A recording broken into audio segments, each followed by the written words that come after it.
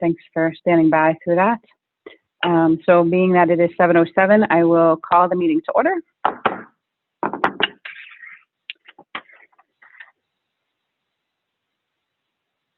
Michelle, if you could please read the sunshine law. This is a regular meeting of the Mayor and Council of the Borough of Keyport, Tuesday, January 19th, 2021. Let the minutes show that adequate notice of this meeting as required by Public Law 1975, Chapter 231, has been provided by the annual notice, which has been posted on the bulletin boards filed with the Borough Clerk and has been sent to the Asbury Park Press, the Independent, the Star Ledger, and the Two River Times. Thank you. Can we please have a roll call?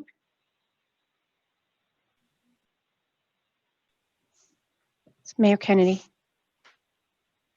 Here. Council President Good. Here. Councilmember Pacheco. Here. Councilmember Fotopoulos. Here. Councilmember McDermott. Here. Councilmember Davidson. Should you raise your hand? She's here. Here. Now can you hear me? Yes. Here. Councilmember McNamara. Here. Thank you. Thank you, everyone. If we could please rise for the Pledge of Allegiance.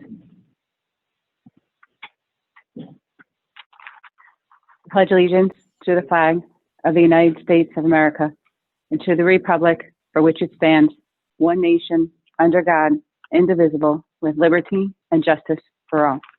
If we could please remain standing for 2 moments of silence, if possible, please. One in honor of the fact that we, in a sad way, have hit over 400,000 deaths from COVID in our nation as of today. So a moment of silence for everyone that's been impacted by that, and also a moment of silence in honor of the presidential transition tomorrow, and hope for our nation's safety and peace as we move forward.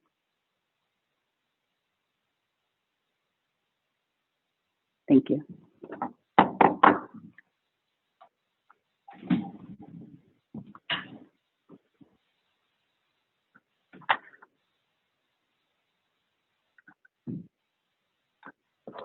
Okay.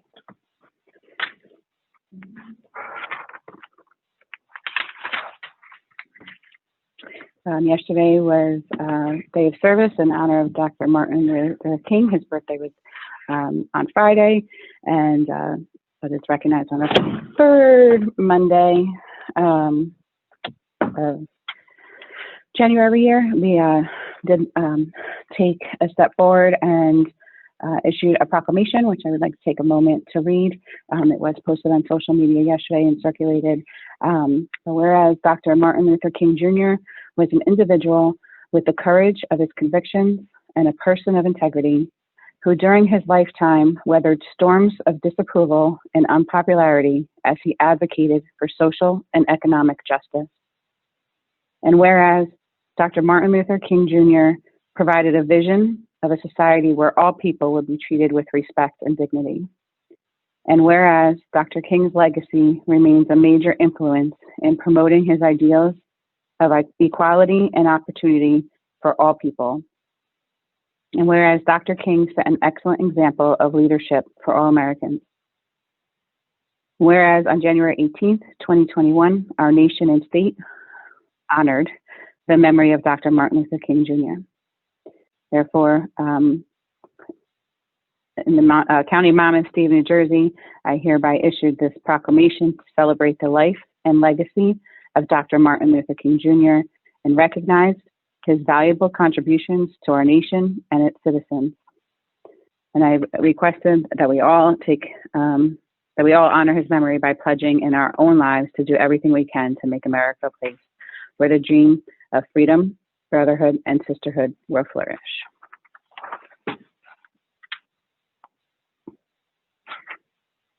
Okay. Before we move on to the public portion of the agenda, I would just like to say that after speaking with Mr. Delaney today, I'm going to be pulling Resolution 5521 because further information needs to be gathered before we can present that to move forward. And then if there are questions from the council members or anything else that anyone's going to be motioning to pull, if you want to address that now prior to opening it to the public, so because otherwise they may ask questions on something that inadvertently might be being requested to be pulled. Any council members need anything else pulled at this point? Okay, great. Thank you. So can I please have a motion to open it to the public for commentary on agenda items only? Motion. Second. Thank you. Thank you. All in favor? Aye. Aye. Thank you. Sorry. Great. Aye.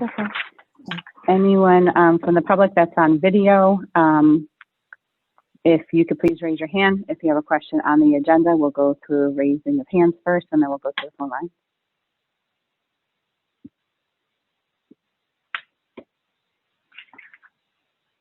Okay.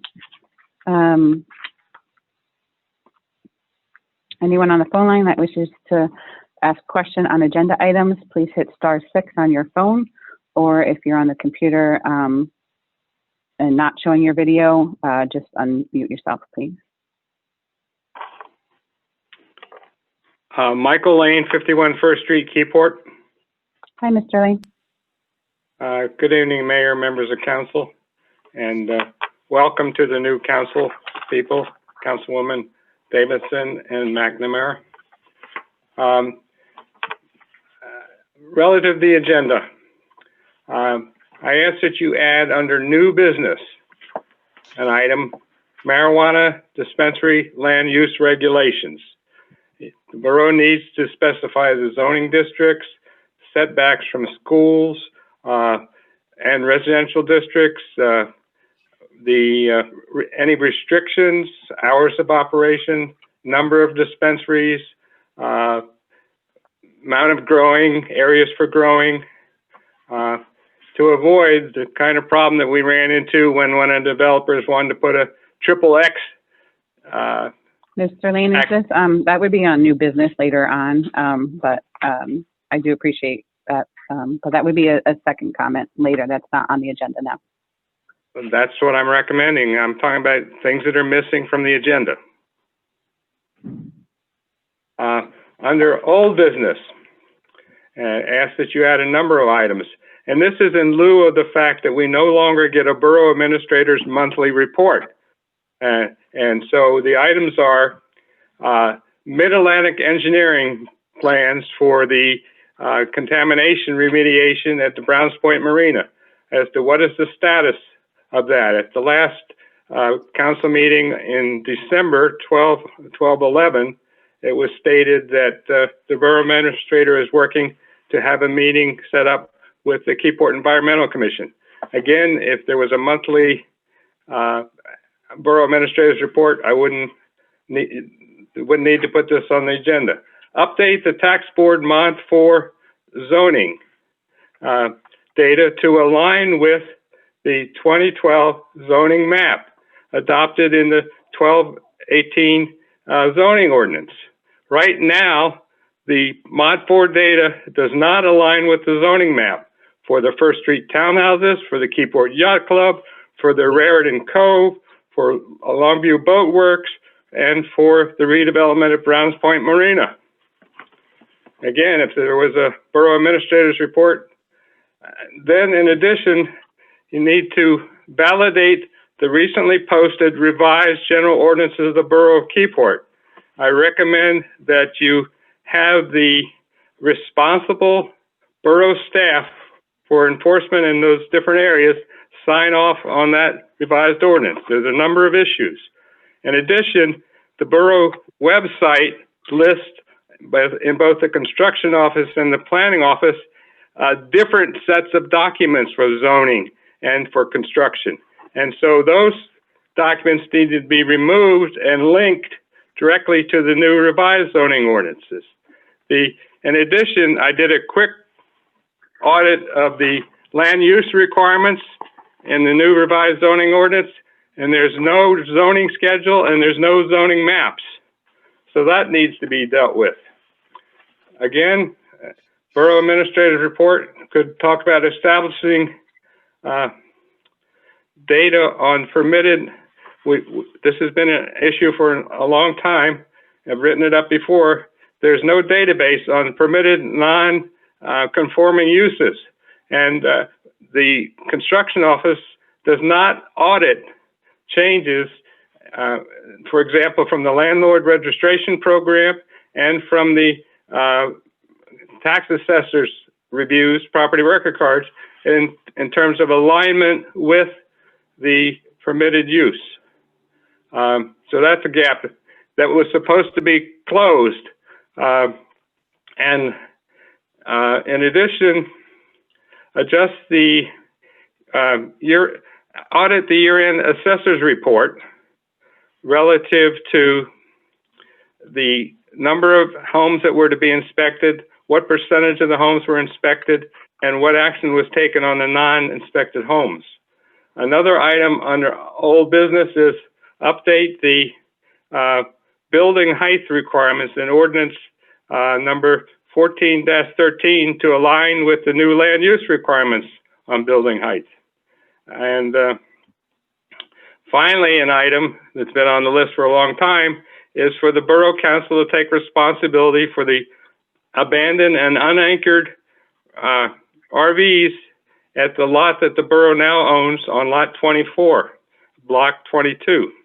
So those items need to be either in a Borough Administrator's report or start to be listed under old business. Under committee reports, Councilman Fotopoulos, relative to the Keyport Harbor Commission meeting, update the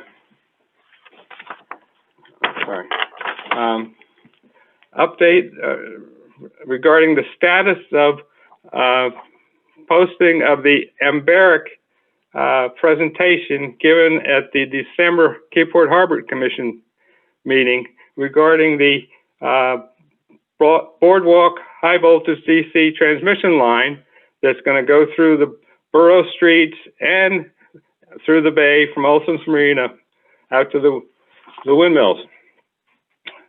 In addition, under could the Borough Administrator, Delaney, give the status of the initiative to just install the 25-mile-an-hour speed limit signs on Broad Street between West Front and First.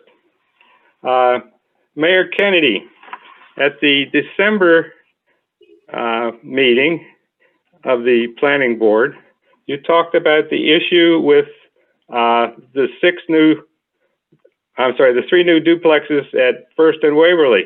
The fact that the underground utilities were not provided, the street improvements had not been made. In addition, the Planning Board requirement was that there be an association and that there be a master deed owned by the association. When I checked the Mod 4 database, that hasn't happened.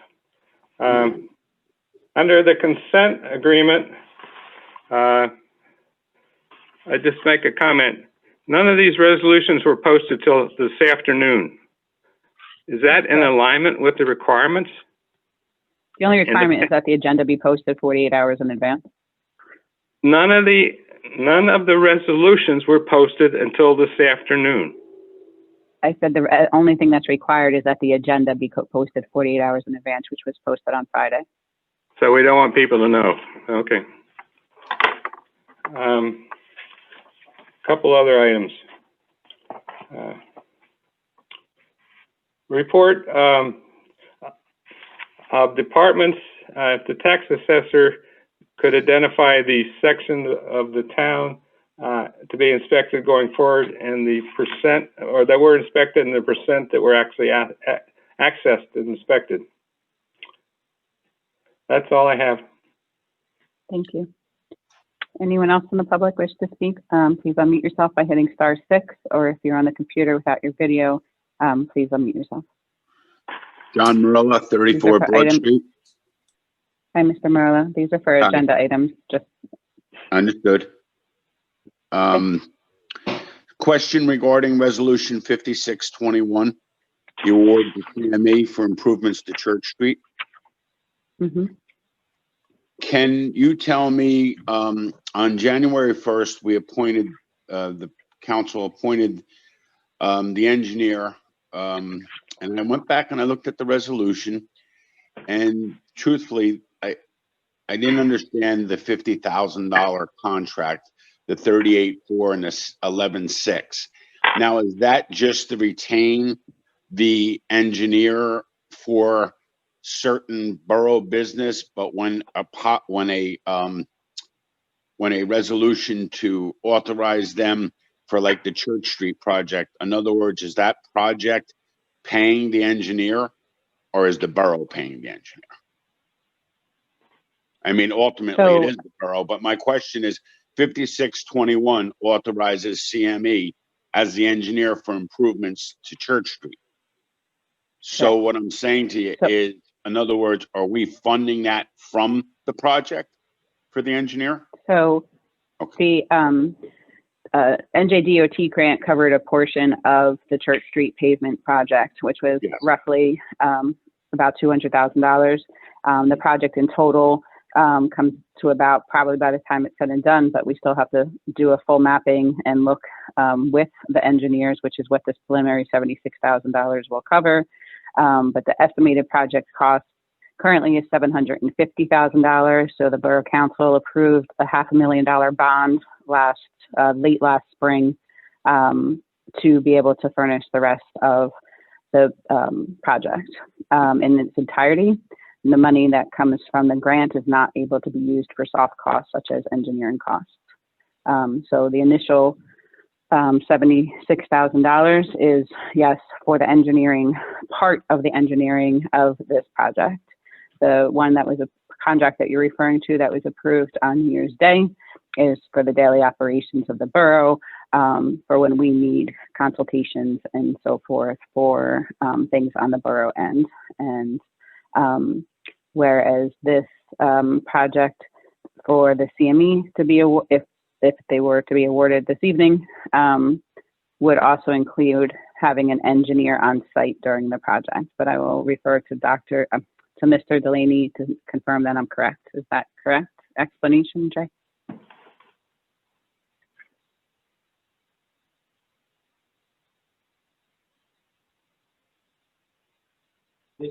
Or we can't hear you.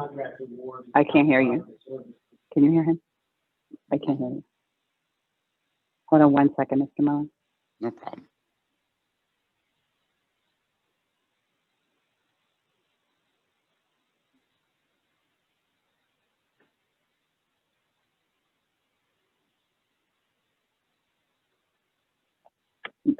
We're having audio issues again, but Jay Delaney says the explanation was correct.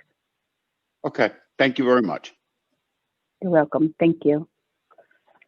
Anyone else show of hands on video from the public? Hello? Okay, I don't see anyone show of hands. Hello? Anyone, hello? Hi. Hi. Hi. Good evening, everyone. Myself, Bhavika Patel, owner of 66 Main Street, Keyport. My agenda is I'm waiting for CEO to give me permission for the gas line for this house, which we just bought it in end of January 2020, I'm sorry. Since we bought all the appliances which work on gas and cannot return it back, plus we just find out that from city, there is no permission given by city for the gas line to this house because they did new road in 2019. And we bought the house in end of January 2020. So Okay. it's our request to city that we can, approve for the gas line so we can sell this house as soon as possible, because we bought this house for our parents, which they stuck over there in India because of the COVID. They're not gonna come back until few more months, and I just paid the whole year, the taxes and everything. So Thank you for being on the meeting this evening. Your item is on the communications by consent, which is item number 2, further down on the agenda. So if you're able to stay on, that way when the council gets to that point, if they have any questions, then you'd be there for them to answer that. Right. Are you able to stay on? Yes, Are you? Okay, great. Thank you so much. thank you. Thank you so much. No problem. Any other members of the public wish to speak about items on the agenda? Excuse me, I just have to step away for a second. I'll be back in time to do my report. Okay, can I have a Hello? motion to close to, oh, yes? Hi, I don't know if I have to wait till the end to this because I didn't see the agenda, but this is Kristen Allmeyer, 231 Atlantic Street, Gateway Park condos, and I wanted to speak to someone about the garbage issue that we're having here, and then also about garbage barrels or whatever you call them along Atlantic Street being added. Should I wait Okay, to the yes, end for that would that? be, yes, please. Okay, I'll hang out. Thanks. Thank you. Thank you. Any other members of the public? Going once, twice? Can I please have a motion to close to the public? Motion. Second. I'm done. All in favor? Aye. Aye. Thank you. Okay, next we will move on to committee reports. Council President Good.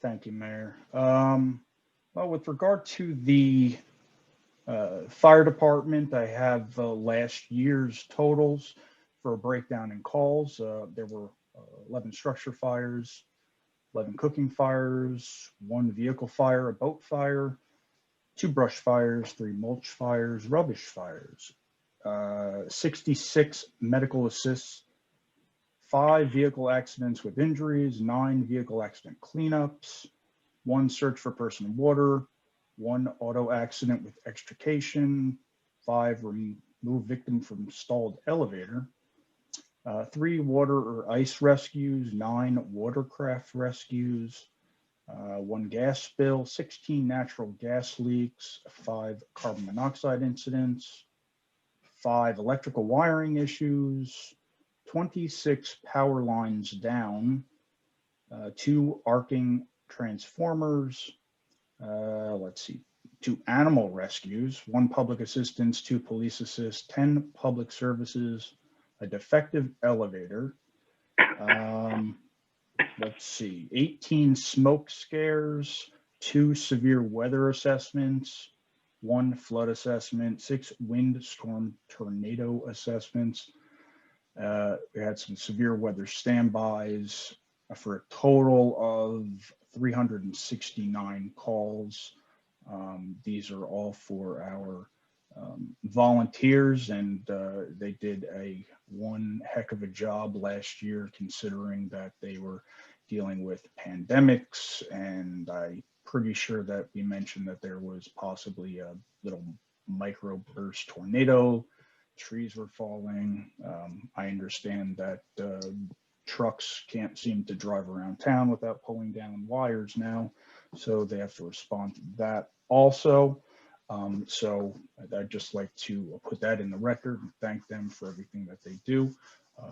Both our fire and our first aid are all volunteers, and I hope that everybody out there can support them, because they have been a little hamstrung in terms of their fundraising ability.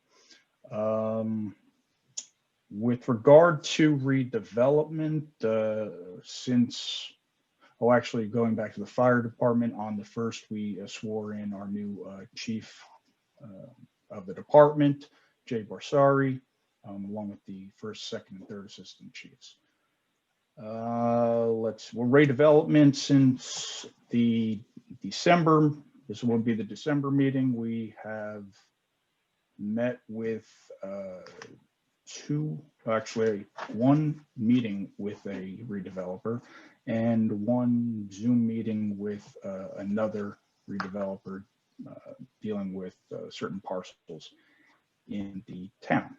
So nothing has come about that yet. So, but I will keep everybody in tune, and that's what I have. Thank you, Mayor. Thank you, Council President. Councilman Pacheco? Hi, everybody. Happy New Year. Sorry, my dog's going nuts. So I apologize for the chaos. So for the Municipal Alliance, we had a couple hiccups, but the schedule has officially been set and posted and noticed. And our first meeting will be the 21st at 6 via Zoom. During that meeting, you know, I hope to have a discussion about goals for the upcoming year and programming, and also a review of the grant breakdown so we can start getting on that for next year. Harbor Commission met on January 11th. We had the reorganized leadership structure, and then we kind of broke out into committees to begin reviewing the license agreements. There's also assigned committees to begin a draft of a possible revised ordinance to give to council to review. We also revisited the passive cleaning. We're going to reach back out to the county to get another quote because that quote we got from them for the excavator is pretty old at this point because we weren't, you know, COVID kind of put a damper on things. So, and then I know that there was a question about the Ambaric presentation. I am going to have Council Fatopoulos follow up on that, but I'll also be following up on my end with Ambaric. Sorry. Complete Streets, the core project team will actually meet in February to discuss some design solutions and to start making some concrete plans. You know, some of the places of interest are the intersection with Broad and Main around the school. We'll also be reviewing the workshop results. I don't know if everybody remembers, but we had that really cool website where you could click on a street and talk about what might be wrong with that. They were able to compile the survey results, so we'll be reviewing that. I'm excited to see that. The police, we actually set up, Delia and I are going to be meeting with Chief Torres. Congratulations, Chief. For this week. It's actually tomorrow. At that time, we hope to review plans, not only for the upcoming year, but to get that 5-year plan completed. Hold on. And then I have her report, which I had up. So for the year 2020, the Detective Bureau had 563 cases. There were 4 cases closed in December with 7 arrests made by the Detective Bureau. Total calls for service in 2020 were 11,278, with mutual aid activated 7 times to police department officers. Some of the work they've been doing, there's 4 joint narcotic investigations were closed, working with the DEA and the FBI. And there were, unfortunately, and probably a little bit pertaining to the pandemic, calls for service regarding mental health have doubled. So I think we should all just try to take care of ourselves. We've had a bunch of officers be quarantined, and several officers have gotten the first round of the vaccine, which I think we can thank the VNA and some other community groups for making that possible. And that is all I have. Thank you. Councilman Patapoli? Thank you, Mayor. Finance Committee will be meeting with our first meeting before the end of the month, hopefully the end of this week or the beginning of next. I'll have much more to report next month, but I invite council members to reach out to me and the borough administrator with policy items that they wish to propose for consideration in this year's budget. The Board of Health registrar, some of the year-end report items. First and foremost, the total collected in the Board of Health office this year was about $30,000, when last year it was 42,000 or so. There were reductions this year slightly in all items: cat licenses, dog licenses, marriages, etc. But in particular, the food handlers licensing was reduced by 2/3, which I think is a result of the COVID crisis. And I just want to take this opportunity, having said that, many of the businesses in town, all restaurants, not all, but many, and I just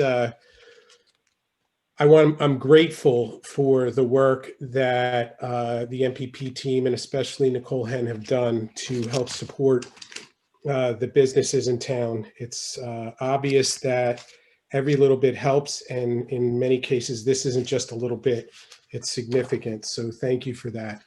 The Environmental Commission will meet next Monday for their reorganization meeting. Mr. Lane, the Mid-Atlantic meeting is presentation is tentatively scheduled for the Environmental Commission in the February meeting. And I'll reach back out to you once we finalize that. It should be finalized, but we haven't gotten finalization notice from the folks out on the other end. The ever-present debris issue on the beach at Cedar Street, Terry, and Veterans Park has reared its ugly head again, not long after the last DPW cleanup of the large debris. And I'd like to get together with Borough Administrator Delaney, Councilmember Pacheco, who I have spoken with, and Councilwoman McNamara to discuss the options to mitigate the issue. Thank you to resident Tom Grabowski for reaching out to us as always. He is the keeper of the beach front down there. Although he certainly never left, I also want to welcome Joe Sheridan as a citizen member of the Keyport Environmental Commission. The recycling committee, the brochure is being finalized, and once it's finalized, the website will be updated to reflect the changes in the brochure. And that's basically it. Oh, and the Barrick report. Now, originally what we wanted to do is we wanted to get it up on the website. Indeed, since I'm not on the Harbor Commission anymore, I did drop the ball on that. I'll work, if Councilwoman Pacheco needs me to, I'll work with her to get a public version of that presentation up there. I think the issue was that some of it might be proprietary. So let's work, and yeah, we'll get it public. We'll get it up on the website soon enough. We can call together. Yeah. And follow up with her. No problem. All right. And I think that is about it. Hope I didn't forget anything other than thank you to the citizens of the borough as always for allowing me to be at your service. Thank you, Mayor. Thank you, Councilman. 2 quick points. If you're going to be reaching out to them, if you can also work with Mr. Delaney to schedule a closed session for the next meeting, because the rest of the governing body, including myself, hasn't seen this yet. So if we could be updated on that, because originally it was just a breakout team last year. So because we had been told previously incorrectly that we couldn't have closed sessions. So being that we can, if you can work with Mr. Delaney to see if we can, one of the meetings in February, do a closed session on it. Closed session on what, Mayor? I'm sorry. The Barrick, because the rest of the governing body isn't familiar with the project. Oh, okay. I don't think anything is, just so you know, I don't think anything has changed from the last time that they presented. So, they presented to 3 of you. They didn't present to the rest of the governing body yet. What Mr. Lane was asking for was to publish the just to publish the presentation. But I'm right. I digress. We can have a closed session if that's deemed necessary. Not a problem. Nope. Thank you. We'll reach out. And the other thing is if you can please loop in Councilwoman Davidson on your conversation, since it's DPW personnel and that's her main liaison role. So if I think a conversation that has to be had at the table, I know you said to submit things to you in a report, but being that you brought this up about the beach conditions, I think one thing the budget is going to absolutely have to include is equipment for our DPW to be able to clean and all the debris after all these storms we've been having, but we don't have the necessary equipment to do it. So we've been biting the bullet and putting that off for about 5 years now. So we may just have to figure that out in the budget. So while you're having that walk afterwards, if you could provide feedback to Councilwoman Davidson so that she knows what's needed for the DPW staff. Sure. Thanks. Councilwoman McDermott. Thank you, Mayor. So regarding Police Committee, Councilwoman Pacheco gave the update. Library Construction Committee, as I stated before, Phase 2, we were not included in that, but we were pending Phase 3. And the update was to occur in January of this month. But I expect with everything else that's going on in the budget, hopefully in Q1 2021, we will know whether we are qualifying for the Phase 3 of the Library Construction grant. NPP, pending approval in Resolution 5121, under the NPP COVID-19 Relief and Recovery Program grant. We expect to award $228,818.16, which is comprised of 33 businesses within the designated NPP area. It does include 26 businesses who were involved in round one, and they also continued in round two, and 7 new businesses that were able to engage in this program. The program pretty much comprises of reimbursing for rental mortgage, then utilities, and then PPE. So it goes from March 1st through December 31st, 2020. So again, there's always verification and things like that happens, and our coordinator has been working on that. Having the funding to support our businesses is greatly appreciated.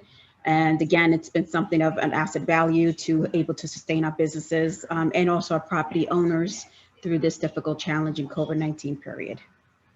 I also would like to extend a huge gratitude to our borough departments that help administer this, the administration department, finance, and NPP coordinator DPW for also coordinating some and implementing some of our improvements that were part of the COVID-19 phase. And also really a lot of this was simply getting POs done, getting checks out to eligible NPP recipients and or vendors. It's been a lot of quick business that we've had to turn around in a short window. So, all the boots on the ground has been amazing, and thank you to everyone for doing that. KBBC, want to thank our residents who placed snowflakes around the holiday tree. Again, that was a very cute incentive, kind of creative way to add art in there. With the annual reorganization, board members and the executive board are working together on 2021 goals and programs in compliance to COVID-19 guidance and allowances. That's my update. Thank you, Councilwoman. Councilwoman Davidson. Thank you, Mayor.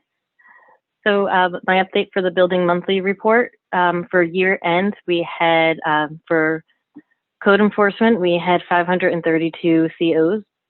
We had 151 property sales in town, and we had a total of 2,466 permits issued for the borough. The vacant property registrations have been mailed out, and they're due back February 1st, so I can report on those for the next meeting. As far as DPW goes, I don't have much to report on them. I'm working with Mr. Delaney, and I'm going to try to schedule meetings to talk with everybody and just get to know DPW, and I will have a more detailed report for everybody on DPW in the next meeting as well.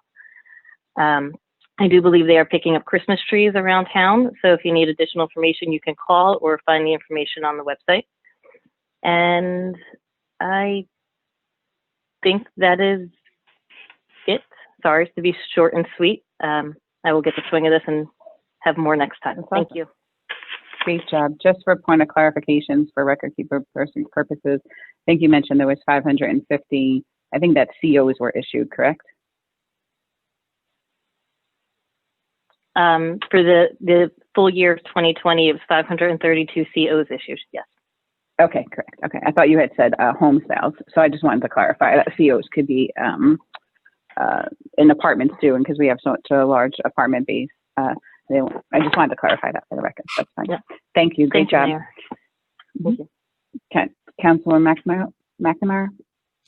Thank you, Mayor. My first report is on recreation. Council President Good and I participated in the first meeting of 2021 on January 4th. Also new to the committee this year is David Quinn, who is replacing Christine Bennett.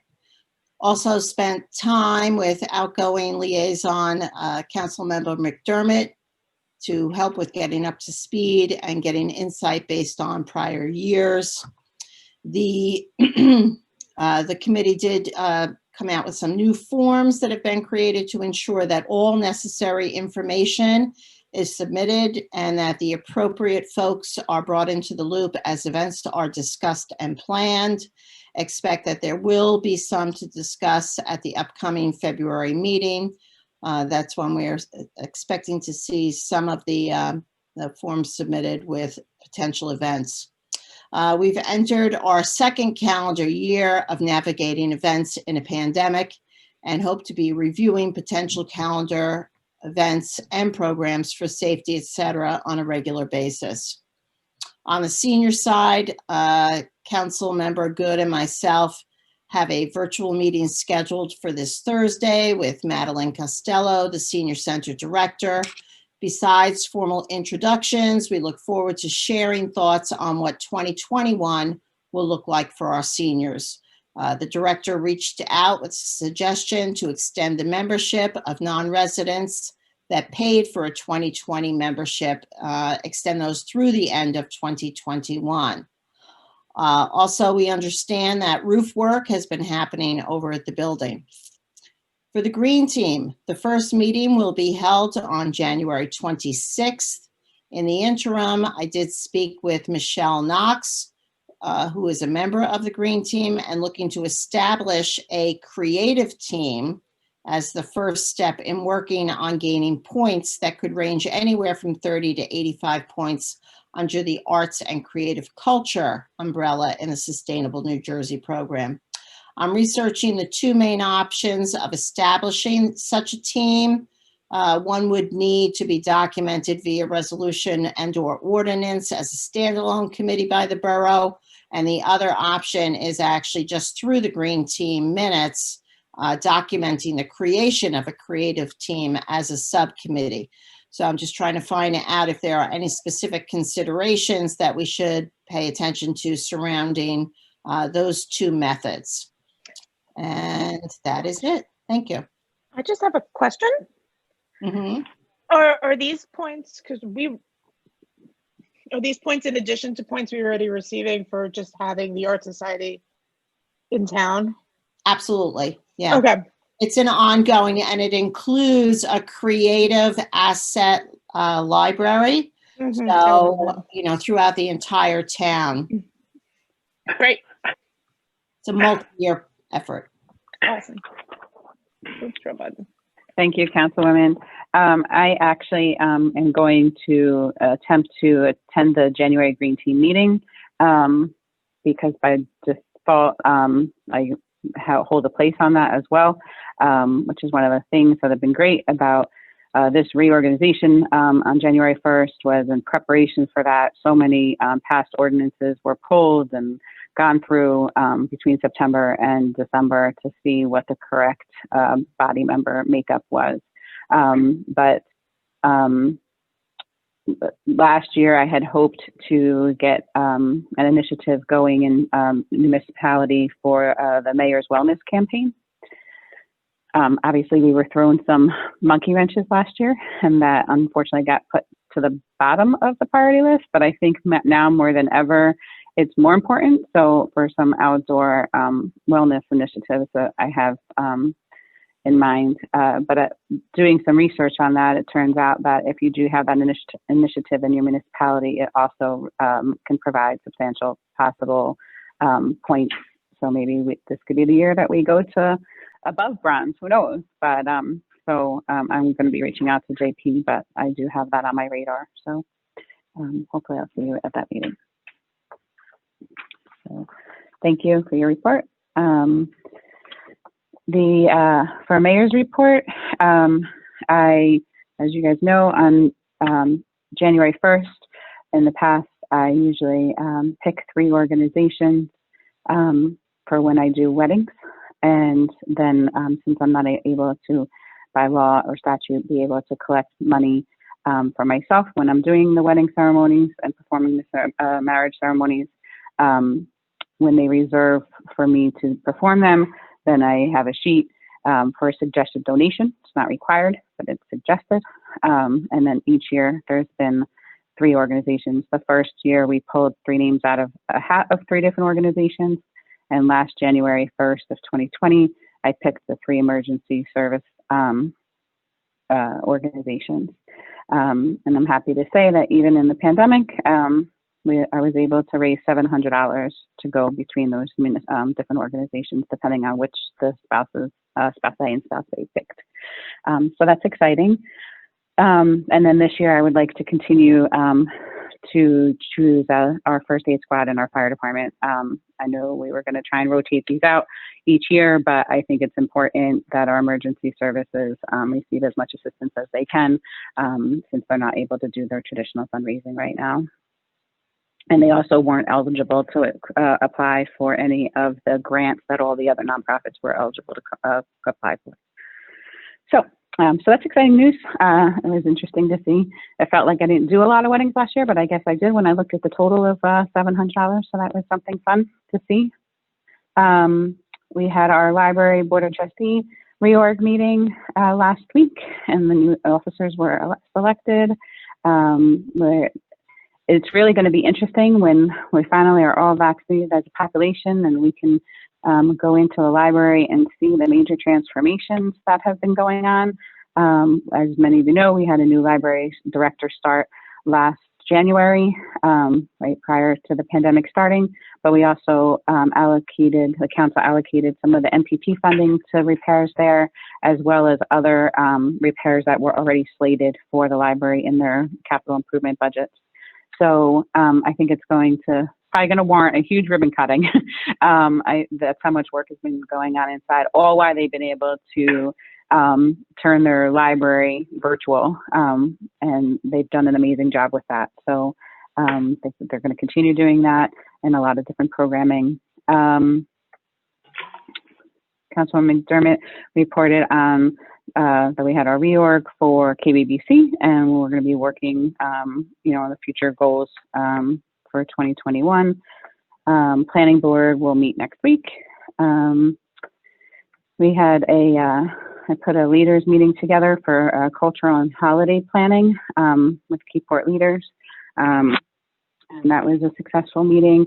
We were just trying to see, who is already doing what as far as different events and holiday already, and cultural awareness in our municipality. As you know, I've looked into it pretty heavily last year about the diverse breakdown of our municipality. And I would like to bring some of that cultural awareness to the forefront this year, as well as, now I'm starting my 5th year. I'm now into my 5th year on the dais, but my 3rd year as mayor. And obviously the first 2 years were a little bit of a bumpy ride as we took the time to really evaluate and look into policies and procedures that were already on the books that really had been adhered to throughout the municipality. Obviously that wasn't a fun time because it was this is how we've always done it, Keyport mindset. But we've brought a lot of people up to current times now, and that, although it was a little bumpy, I think we're going to see Keyport transform like it's never before. So with that, we have to stay in tune to make sure that we're also embracing our community as a whole. So the best analogy I came up with in that leaders meeting was that 2020 was kind of like a snow globe for Keyport. It kind of, instead of this is the way we've always done it mindset, it kind of took everything and shook it upside down. And it kind of forced all of us to think outside the box across the nation, not just in Keyport. But it, I think, showed a lot of people that things can be done differently. So that gives us the opportunity to remind everyone that the base of Keyport is the pillars of basically what goes out in the taxpayer role, and that's what we need to represent as a whole. And that would be the library, the senior center, the municipality, emergency services, and the school. So between us, we all don't need to be overstepping at each other either. So we're going to be working collectively to see who already has programming in place for different things, and then we'll share each other's things. So Martin Luther King Day, that's why I did the proclamation yesterday, and the library sponsored putting out the link to hear the letter from Birmingham jail.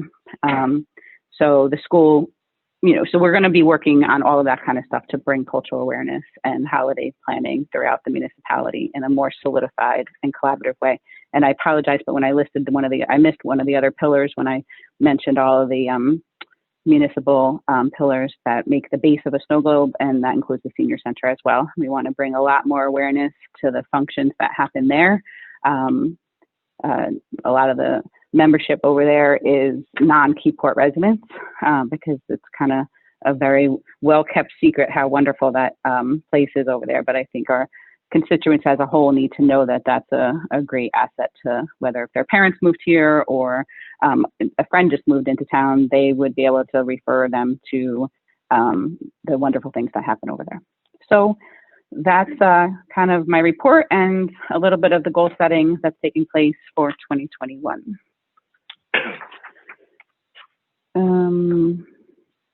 Now we'll go on to the consent agenda. Do any members of the council have questions regarding R5221 to R6121, with the exception of R5521, because I am going to have that pulled.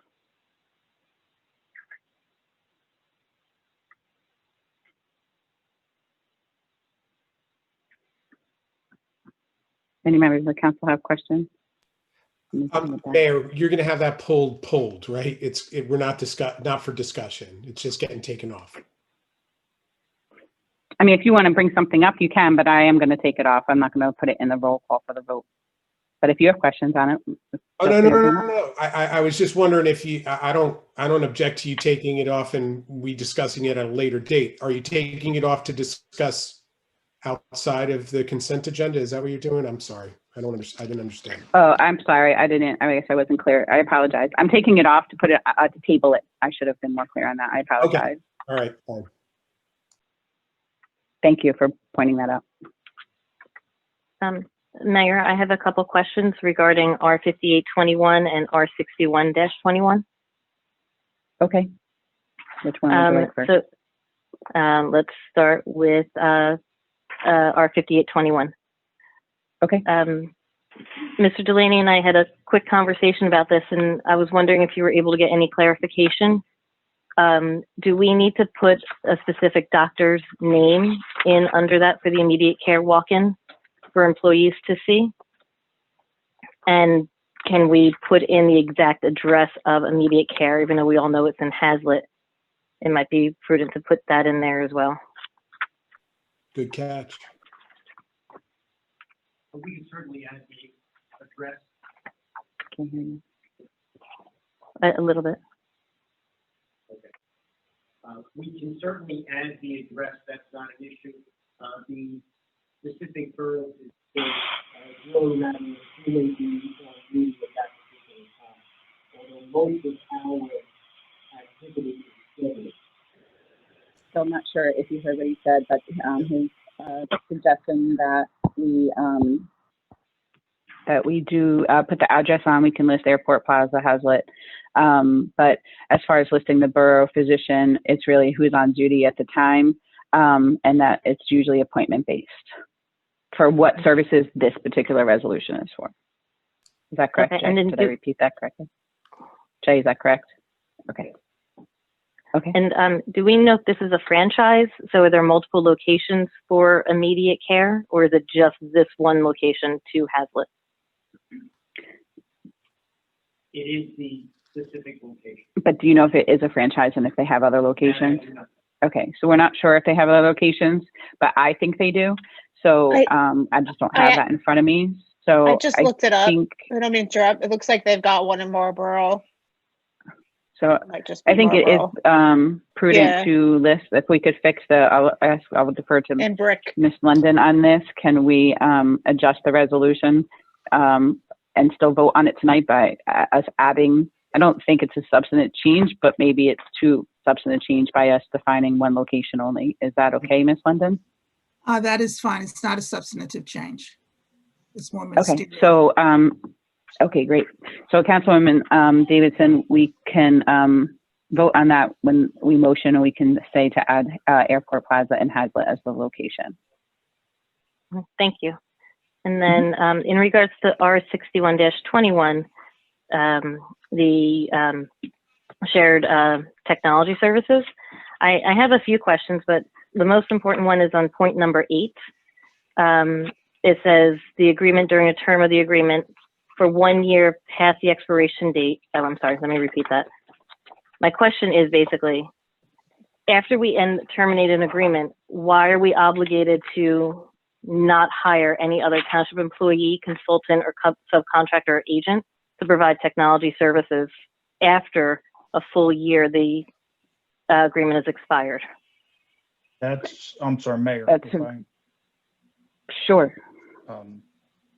That's a pretty standard thing for so you don't poach, independent contractors. If you're coming in and you're saying we're hiring somebody, the companies don't like the fact that, now you get to know them and end up poaching their employees. So that's a pretty standard, thing, so that everybody's not around jumping and trying to, I guess, really, that is what it is, poaching employees. So So can is we just, maybe a clarification, is it just Freehold Township employees we can't hire? I mean, the township employees that provide information, IT services. Correct. So I think maybe we just want to make sure we have in there, even though it's a contract with them, and it should be understood. Is that what you're asking, Councilwoman Davidson? Do we want to, on number 8, add any Freehold Township employee? I think it should be a little bit more specific to state who exactly we, I guess, can't hire. So I read that to say we couldn't really go outside to get another technology company to come in and help us at all. So if it's specific to just Freehold Township subcontractors, agents, or township employees, can we just put that in for Freehold? I'm going to defer to Ms. London, but I think if number 8 we add in there to say borough agrees not to hire any Freehold Township employee, subcontractor, or agent who provides information technology services to the Right. borough. Is that? And the word township is meant to be freehold. It's just using township instead of freehold. Correct. That's what I was thinking, but I can see where that got a little unclear. So if we just add Freehold back in, is that okay? Yes, you can be more specific and say township or freehold. Councilman Davidson, does that clarify in a better way? Yes, thank you. And then just one other point of clarification. I'm sorry. That's okay. Councilman Good wanted to say something on that point, so I just want to see if we answered his question or if he, were you okay with what? Oh, I'm sorry, Mayor. I was just asking whether or not, Councilman Davidson, did you ask whether or not the borough can hire like the Geek Squad from Best Buy or something? Was that what your aim? Well, I was just looking for that clarification because I guess the way I read it, and perhaps I read it incorrectly, was that it seemed to me that we couldn't, after this agreement expires, that we were going to be very limited as to who we could hire for 1 year after that. And I was afraid that would leave Keyport in the lurch of not having a provider and technology services. Okay. So you weren't, okay. So the question was whether or not, I mean, I think we can hire, we're not locked into Freehold, I guess. So, I mean, we can go out and hire somebody else even for this year, right? Anybody can. So I could give you, for example, we use Zoom for this. That's not serviced by our shared agreement. So we are still allowed to go outside of the realm of the contract for that year that we're currently in it. Right. So just to clarify, Councilwoman Davidson, you can correct me if I'm wrong, but I think the point of question was, and I could see where there was a gray area in number 8 on this contract, was that were we not able to hire from any township, right? Even though there's a contract with Freehold, like what if we wanted to go into a shared service with Matawan or the school district or someone else? Was this blocking us from doing that for 1 year after this contract ends? So I think it was just more encumbersome of, can we just make sure it's just Freehold employees that we can't then hire on the side that we may have otherwise been doing it through a shared service? And if I Am I can correct, Councilwoman? I was going to add, Mayor, it's limited to only those individuals who provide services in relation to this particular shared services agreement. So it has a limited scope to it. Great. Councilwoman Davidson, does that answer your question, your inquiry? Yes, thank you. Okay. And I believe you said you had one other question? I have one other question, yes. Oh, sure. Mm-hmm. In paragraph 3, letter D, when the township because Freehold Township is purchasing equipment on the behalf of Keyport. It says the township shall add a charge of 50% over the actual cost of such equipment. Is that if we buy 10 pieces of equipment, is it 15% on the total purchase, or is it 15% on each item that is purchased? I'm going to put you on speaker so that you can hear Jay's response on. Thank you. Yes.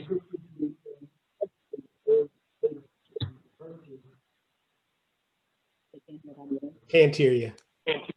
That's better.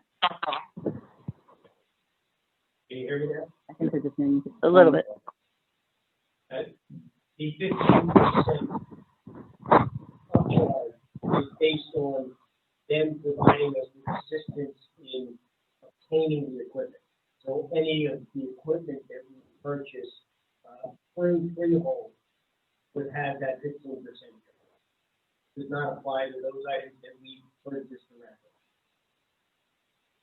Did you hear that? Parts of it. It was, Sorry. that's okay. It's, we're sorry. We're not sure why this is happening. He said it's 15% of, what we purchased through them directly. Okay. Did you hear me? Yes, I did. Thank you, Mayor. Okay. Okay.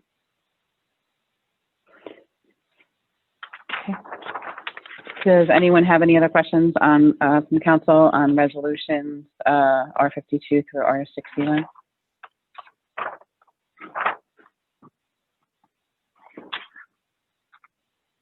Okay. Can I please have a motion that would require, if you so choose for it to, for R52, 21 through R61, with the exception of R55, 21, and clarification of adding the Airport Plaza, Hazlet, New Jersey, into R58, 21, and adding the word freehold into item number 8 on item number R61, 21.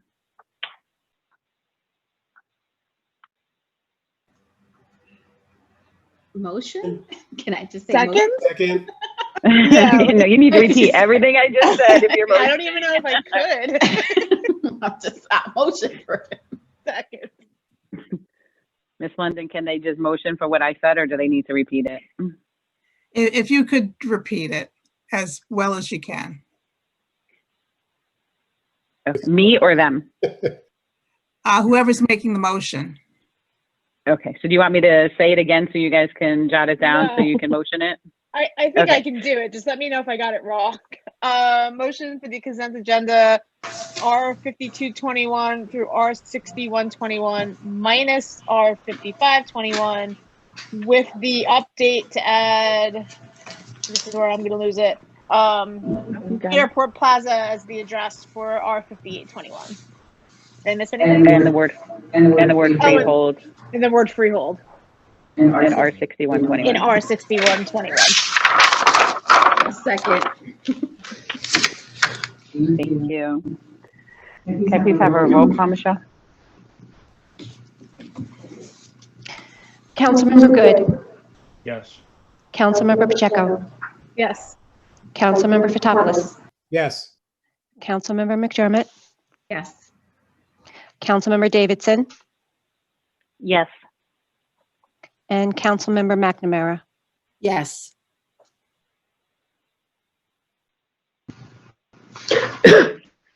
Thank you. Okay, next we have communications by consent. One is for a wedding request for the gazebo for use of property. And they have a rain date there of Saturday, I guess if they see a bad forecast for Sunday. And then we have item number 2, which we do have somebody on the call who wanted to talk about that. Michelle, are you back on mute? And Mayor, may I address that issue? Wait, we can hear you. So I'm going to defer to Jay Delaney for a minute to talk about item number 2. Yes, just regarding the correspondence from the Kaplan Law Office and the property at 66 Main Street. The quick version of this is that the road was paved during the year 2020. And typically, or by ordinance, the borough has a moratorium on newly paved streets for any road opening permits. This road opening permit was reviewed by the borough engineer and has not been approved. I will tell you that in response to this letter from the attorney representing the property owner, I met with another representative of the property owner, Mr. Amrish Patel, on Friday. We have offered 2 suggestions for alternative ways of providing this that would require the cooperation of the gas company. The property owner was requested to make that, have that discussion with the gas company, and hopefully that will solve the problem. Essentially, the issue comes down to not disturbing a newly paved road for these type of utility improvements. So I would recommend that request be held until the property owner gets back to us with that, the results of the conversation with the gas company at this time. What is the alternative, Jay? The alternative is rather than provide a new service to the existing gas main, that the gas company utilize an adjacent property service and split that inside the curb, so that there would be no disturbance in the roadway itself. So are you indicating that you provided different opportunities for them to look into and we're waiting to hear back from them? Maybe that's why they're on the call. Maybe they have an update on that? That is correct. That was my understanding. I don't know if they were able to reach out to the gas company and have a response that quickly. When did you have the conversation with them? It was, I met with the owner's representative on Friday morning. Ms. Patel is on the line. Are any council members objecting to asking further clarification? Or do you guys want to talk about it amongst yourselves first before we bring a request in to bring in a public member of the public to speak about this? I mean, if there's an update, I'd like to hear it. Okay. So can I have a motion to open to Ms. Patel to be able to comment on this item? Motion. I'm here. Oh. You can hear me? Yeah. Hold on one second. I think there might be a councilwoman that has a question. Hold on one second. Sure. Councilwoman Sherman, are you speaking? I just want to second the motion. Oh, okay, sorry. Okay, Ms. Patel, I believe you were on, did you have an update for item number 2 since Friday when your representative met with Mr. Delaney? Yes, my husband went there and talked to Mr. Delaney. He spoke to the gas company and they said they cannot split. And his name is Frank. We asked the gas company already. So the gas company declined. They say they will make a little opening and they patch it back. It's not a big hole up there. Okay, They're and gonna then use you're the understanding that they need. I'm sorry. There's a lot of feedback. I don't know. They're gonna use the infrared technology to patch the hole.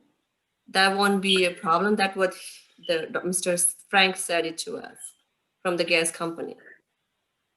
Right, I know the infrared would definitely be a requirement anyway, even if it wasn't a brand new paved road. Sorry. So I'm gonna defer this to members of the council and just to see if there's questions. I'll just try and go in the order. So Council President Good, do you have any questions or commentary on this regarding whether we could or couldn't waive this ordinance and request? My question, I guess, for Ms. Patel, the letter says that the service has been suspended. Why? Why was it suspended? You mean the gas service? That, yeah, I'm assuming. I mean, that's the what it house says. was abandoned from few years and we just bought it in 2020 Ah, okay. because one of That our was- friend live in No. that town and they said it's a, really good town to live. So we thought, let's buy the house, buy this property. So that's why Okay, we so are you- getting. Councilman Buyers. Good, it was one of the, I believe it was one of the homes on the scattered site, if I am correct, 66 Main Street, I believe was on the scattered site redevelopment plan because it was vacant for a while. But I'm not sure who cut the gas line to, to the house. That I don't know. I don't know if that was done before they purchased it or after that. I don't know that we have that record. Do we, Mr. Delaney? No, No, do we know when? That Okay. wasn't, I'm sorry, Mayor. That was more of a question. I didn't realize that they're the new purchasers and that they were, that it was one of the vacant properties. Obviously, nothing that they did caused the gas line to be, or the service. Well, that's what I mean. I don't know when Mr. Delaney, do you know when the gas line was cut there? No. Okay. One So, of the- Councilman Good, I don't know that we can confirm that. Hello. I do not have in front of us who terminated the gas service there. Okay, I mean, I'll assume that it's not as a result of a non-payment by people. that was kind of where I was going with that, but, Jay, what's the normal course on something like this? Well, typically, in preparation for the renovation of the road or the reconstruction of the road, notification is provided to the utility companies, and in this case, New Jersey Natural Gas, so that they are aware of the borough's plans to repave the road. And there's a clear understanding that a new road has a moratorium period during which no road openings will be authorized, with the exception of emergency repair work. For whatever reason, and piecing together the information that is being provided, this property was long abandoned and the gas service had been inactive for some period of time. Councilman Good, hold on one second. Mr. Delaney, but the moratorium, it does allow for road opening, but it has to be repaved from curb to curb. Is that correct? Or am I wrong on that? That is typically the trade-off, and I think the council is aware that recently, or even presently, the gas company is doing restoration work over a larger distance on Chingarora, and that requirement is that when they're done, they will pave it from, or repave it from curb to curb, so that the road surface is restored to its pre-condition. In this case, it is the road opening permit is indicating a 3-by-3 foot opening in the roadway to provide this connection. And then the gas company would tunnel or snake under the road so that we're not looking at a trench from one side to the other. I should mention that the gas line is located on the opposite side of the street. When I was out there, the main has not been marked, so it's difficult to know the precise location, whether that connection opening will occur in the roadway itself or at in the shoulder of the curb. I'm sorry, in the shoulder of the roadway. In any event, it is within the roadway proper between curbs. And this is not able, I'm assuming that this is not able to be done on their property. I mean, I'm looking at the application and the line. I don't know much about gas installations. That's correct. The existing gas main is on the opposite side of the roadway. Right, This but property is located on the west side of Main, and the gas main, again, there was no mark out when I was there to indicate the precise location of the gas main. So I can't say whether this restored area or 3-by-3 area would be right in the travel lane or would be off to the side. No, I'm sorry. Maybe I'm saying that the line going off the main, which was presumably already going to the house, it was cut someplace. I mean, I hate to assume that it's cut on the property, and why couldn't they just dig down in the property and do some reconnection? Typically, the gas company, when they terminate a service, they will disconnect at the main. That answers that question. I don't have any further questions at this time, Mayor. Thank you.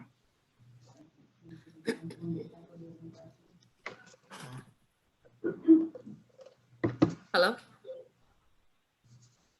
Point in order.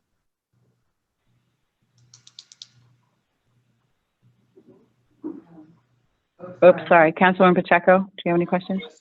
Just a quick one. Jay, were there other options besides having the gas company split it? Were there other possible ways to rectify this without opening the road, or was that it?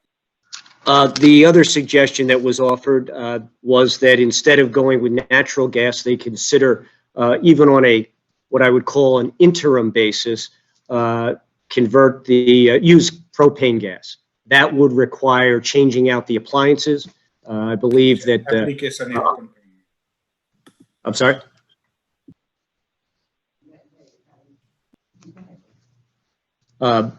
The property owner that I met with indicated that they had already purchased the appliances, which involves the water heater, the cooking stove, as well as the heating boiler. So they would have to change out those appliances to be propane gas instead of natural gas. So that's a cost estimate that was not provided as to that change. Or convert everything electric? That was also offered as a suggestion, but apparently that would require an upgrade of the electric service more so than just converting the appliances. Okay, thank you. That's all. That's the only question. Councilwoman Patapoulis? Jay, or is Trevor on the call today? I don't believe he is. Okay.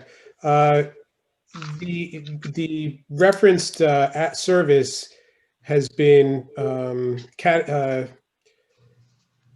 was it cut? I mean, is there no gas service at all? No gas pipe going to the house at the current time? That's my understanding. There's no pipe, or there's no, they cut the whole pipe out when they cut the service? That I don't know whether the pipe was removed, but it was disconnected at the main, is my understanding. Okay. Maybe when we we can say the get main- some more information. When we say Sorry. the main, typically there's a shut off in the road, correct, for each home? Actually, typically the gas shutoff is at the curb line, and that's the connection from the service line from the main into the house. So is the issue that the shut off was paved over? No, I don't believe so. It's my understanding that in order for the gas company to restore service, they have to open the road, and there was it was referenced to me by the owner's representative that they would be tunneling under the road with the new service line. Is there any record of the notification that you referenced from the borough to New Jersey Natural Gas telling them that we were going to, the road was going to be paved and they needed to look into this service? Not that I've seen or not that I've requested. My discussion was with the borough engineer who indicated that the gas company would have been notified or was notified. I don't want to mischaracterize, his statements to me, but that is routinely the process, that the gas company is advised of the plan to reconstruct. So is it possible that the gas company was advised and they decided not to do anything with this particular residence because it was Well, it was abandoned when the roadway was paved, so I don't know that they would have been able to be proactive. Well, I mean, so they would, if I would assume, maybe you'll agree, Mayor, I would assume if it was sewer and it was abandoned, they wouldn't abandon the sewer because it's still a block and lot over there. But you know, I understand your point, but was the gas Actually, do we know when the road was paved? 2019? The letter from the engineer indicates it was 2019. It's my understanding that that project was not closed out until early in 2020. So it would go out by the closeout date, so it would be 2025 before they could open the road? The letter from the engineer, from the borough's engineer, indicates, I believe, 2024. Mayor, says this is until Trevor. 20 Can you hear me? Oh, Wait, who is that? Trevor. Sorry, Mayor, it's Trevor. Hello, Sorry. Trevor. Hi. I called in about a half hour ago. I'm on a landline, not my phone. So. Okay, great. Yeah, so just to shed a little bit of input on this. So we did reach out to New Jersey Natural Gas before we paved the road. And New Jersey Natural Gas actually replaced all the mains out there with new services to each of the existing houses. So I'm not quite sure why when they replaced the mains, they would not have extended a new service to the existing house, except that because the house was vacant, if there was no current owner of the house or the owner was not available, if the house was vacant, they may not have extended a new service to the existing house. So I'm not sure when the new residents bought the house, but it's my understanding they did have some electrical appliances in the house to begin with. And then without having gas, obviously they could have converted to electric, but I think they indicated that it was going to be an electrical upgrade in order to convert everything to electric. So typically, when we do reach out to New Jersey Natural Gas and they do replace the lines, they would have replaced all the services. But in this case, I'm not sure why, with the exception of the house being vacant, they didn't extend a new service to the existing house. So, is New Jersey Natural Gas culpable? Are they accountable to this? I mean, if they have to put in a service from across the street, are they accountable to do a curb to curb in that location? Frankly, that would probably make a bigger mess than the small 3x3. Okay, so if there is an opening, I would recommend it's going to be a 3x3 opening that I agree, paving the whole road would make more of a disturbance than doing an infrared repair on the patch. Okay, I envisioned them doing like a section, not just doing one little line. Typically, they can mow from the property over to the main, which the main is on the other side of the road. So they would have to mow over, and usually they can do. Usually it's a 3 foot by 3 foot opening on top of the main to do the new connection to the main. So you're talking about a 3 foot by 3 foot patch. So I just want to. I think at this point, based on what I've heard, and then I'm going to shut up. Like the mayor mentioned, this house was on the inventory of abandoned properties. It's been renewed. It's been remodeled.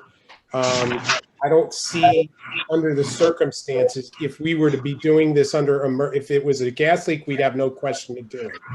So, and we'd be left with a patch. This is a valid reason in my mind to open up the road 3x3 and provide service to this citizen under the circumstances, especially since that house has been abandoned for God knows how long. All right, thanks. Thank you. Councilor McDermott? Yes. So my question is regarding who's going to pay for the opening and the closing of this and repaving of the street. Is that the responsibility of the owner, or is the borough going to be responsible for taking care of that?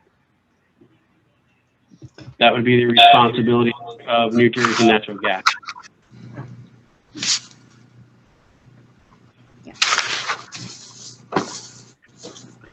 Councilwoman Davidson? Most of the questions were answered, but if we were to do the split, would New Jersey Natural Gas also be responsible for all the what they do to tear up both properties to run it from the curb? And do we need to get permission from the adjoining property for this to happen if we do the split? Well, again, it's not our call. It's really the gas company's line, their call as to how they do it. That was offered as a possible suggestion to keep the work out of the roadway. And given the fact that it's a relatively small house, that, the assumption was that the demand for gas would not be that great. But it's not that we would have anything to do with this in any way. Our only involvement is it's our road that's being requested to open, and we have a requirement or a standard that newly paved roads are not opened on a non-emergency basis during the first 5 years.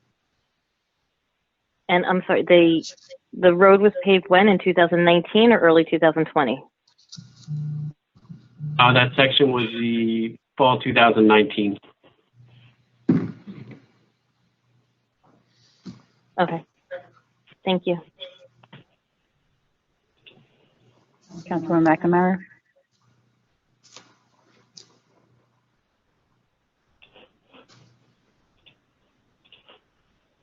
Sorry, Councilwoman McNamara, do you have any questions? No, sorry, I was still on Okay. mute. Oh, I have no further No questions. problem. Thank you. Okay, thank you. Ms. Patel, are you still online? Did you have any other feedback before we close it to the public? Or Trevor, do you have any other points of clarification that you want to point out? No, I think everything is covered. Thank you. And Ms. Patel, do you have any other commentary? Yes, when we bought the house, we didn't know about this gas line, and we didn't even notify when they did the road. I didn't even know about it. And we talked to the gas company after we talked to Mr. Jay. And the gas company, they denied to do this. I already spent money for renovation this abandoned house, and we buy all the appliances. And I think if I go with the other option, which is the electronic, I have to, pay more money on that house. I think it's 10,000 or so. So it's my request. If city help me out to do, reactive the gas line for that house. So in this pandemic, I'm really struggling. I didn't know this thing gonna happen. So. Okay, thank you. Thank you so much. Okay, no problem. Can I have a motion to close to the public? Motion. Thank you. Second. All in favor? Aye. Thank you. I just would like to point out for, this is just a clarification, interesting point. Mr. Merla, I'm not sure if he's still on, but earlier tonight he asked for clarification about the differences of the engineer service in the municipality. So I'd just like to take a second to explain that this is a very clear, I don't know that we've ever had a more clear example, but the owners of the property have reached out a few times to our construction office upstairs about this issue. And as the municipal engineer, Trevor had been reviewing this. So that's what the municipal engineer contract that we approved at the beginning of the year covered, those hours of Trevor looking into all of this. And then also why Trevor was just explaining this and project, as well as Mr. Delaney, they talked about how when this particular road or any road is going out for service or to be paved, notifying all the utility companies and all that kind of communication falls under that contract for the engineering expenses in a road paving contract. So that's where a good example of the differences of the engineering services come into play. So I thought maybe Councilwoman Davidson and McNamara might, and Mr. Merla might see the differences on where the contract differences for our engineers are. So I just want to take, because that was a clear example right here, the differences. So just thought I would point that out. So at this point in time, if there's no other commentary by council members, I would call for a motion to approve communications by consent, if you do, for approvals of items number 1 and 2. Mayor, if, before we Yeah. put any motion. Jay, what's your advice here? Again, it's a policy question. My recommendation is that at some point, the council made a policy decision that roads should not be cut open for voluntary purposes. I understand that it places a financial hardship on the current owner who developed the property and is apparently now under contract. But there's nothing, I know dollars to donuts that the first sign of deterioration in that road will be wherever this road repair is done. It may not be within the first year, and it may not be within the first 5 years of the moratorium, but this is going to be the first place where you'll see repairs needed. Thank you, Jay.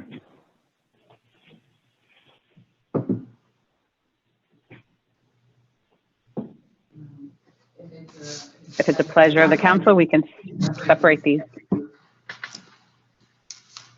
And I can call for a motion for approval of item number 1 on the communication. Mayor Lim, if I may, I apologize. I'd like to, if it's okay, I'd like to find out or have more information on the road opening, the New Jersey Natural Gas. I mean, maybe I'm just being dense. It seems like there's something missing. I think the questions of, like Trevor said, they already that New Jersey Natural Gas replaced the main, so this lateral, I don't know why they wouldn't have done that, and that seems to be a question. So I think that we might need more information, and if everybody agrees with me, to table it so we can find out some more information. But if Yeah. thinks that we don't need more, I agree. I was Okay, actually about so- to make the same suggestion because I feel like there's questions that the gas company has to answer that we don't necessarily have the answers to. And I would like to hear what they have to say, why they didn't restore the service, what options they can give that we can get gas restored to this property. You know, I just feel like we need to know more from the gas company.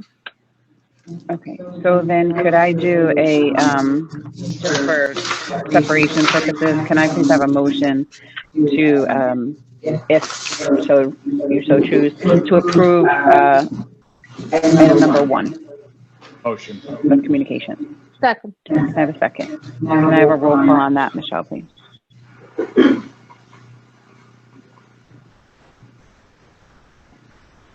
Councilmember Good. Yes. Councilmember Pacheco? Yes. Councilmember Potapoulos? Yes. Councilmember McDermott? Yes. Councilmember Davidson? Yes. Councilmember McNamara? Yes. Thank you. Thank you. And then can I have a motion to table item number 2 until the first meeting in February? Motion. Second. And I think we could just do all in favor on this one. Can I do an all in favor? Any Aye. opposed? Aye. Any opposed or abstain? Okay, so we will table this to the first council meeting in February so there could be further review done on this. Thank you. Thank you, Trevor, and thanks, Ms. Patel, and we will revisit this in the beginning of February. Thank you. Thank you, Mayor. Thank Thank you. you, everyone. Reports by department. We have municipal clerk's report for December 2020, tax, water, sewer collector's report for November and December 2020, Board of Health treasurer's report for December 2020, end of year 2020, building department monthly report for December 2020, and municipal court monthly report for December 2020. Can I have a motion to receive and approve those reports? Motion. Second. All in favor? Aye. Aye. Aye. Aye. Any no? Or abstain? Thank you. Next, we have a few items of new business.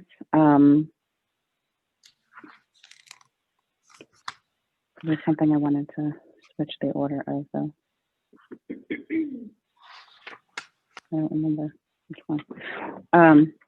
Okay, I believe all the members of council have received information from Councilman Potapoulos regarding his proposal for formation of a parking committee. As you guys know, I had been asking for a parking committee for quite some time, kind of in conjunction with the sign committee back when I was on council, because the review firsthand look, a lot of our signs do not necessarily match what is on our ordinances and our books, which goes back to some of the things Mr. Lane brings up sometimes. So it was more of a review. I know there had been commentary throughout the municipality at different points in time indicating that we have a parking problem, and then some people disagree that we have a parking problem, whether it's a walking problem or whether it's just a clarification of whether we're not doing a good enough job identifying our parking lots. I know I had asked for a parking map to be developed for about 2 years. Mr. Kelsey kind of took mercy on me and felt bad that I kept asking for one to be developed. So he did a great job and developed one himself. And then that helped clarify a lot of questions about where the municipal lots are in the municipality. And we really haven't moved forward on that parking since then. I had provided names about a year and a half ago, but that never moved forward to an actual committee for this to be formed. I know Councilman Potapoulos has different ideas of a parking committee to see whether we have a parking shortage or not. So I still, just this last 2 weeks, Mr. Delaney and I discovered an entire portion of our downtown area has signs put up illegally that don't even match any ordinance on the books. And there's about 15 signs that there is absolutely no ordinance to prove that those signs should have ever been put up.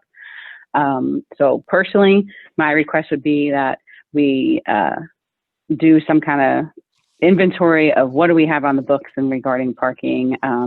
When we developed new parking lots in the municipality, I had requested that whatever times were in the existing municipal lots for 3-hour parking be the same time frames in the new parking lots. That is not what was done. Completely different time frames were put on the signs and in the ordinance. And so it's very confusing which lots are 3 hours from 6 to 6, which ones are Monday through Friday, which ones are on the weekends. And I think that's something that we can definitely use some cleaning up on. Additionally, several years ago, there used to be a parking permit for business owners in the business district that was eliminated about 3 years ago. And employees were only allowed to park in, and this is employees of all businesses and the borough, were only allowed to park in the Main Street parking lot next to, right next to 3rd Street, Division Street parking lot, or Fireman's lot, or down at the waterfront on American Legion Drive.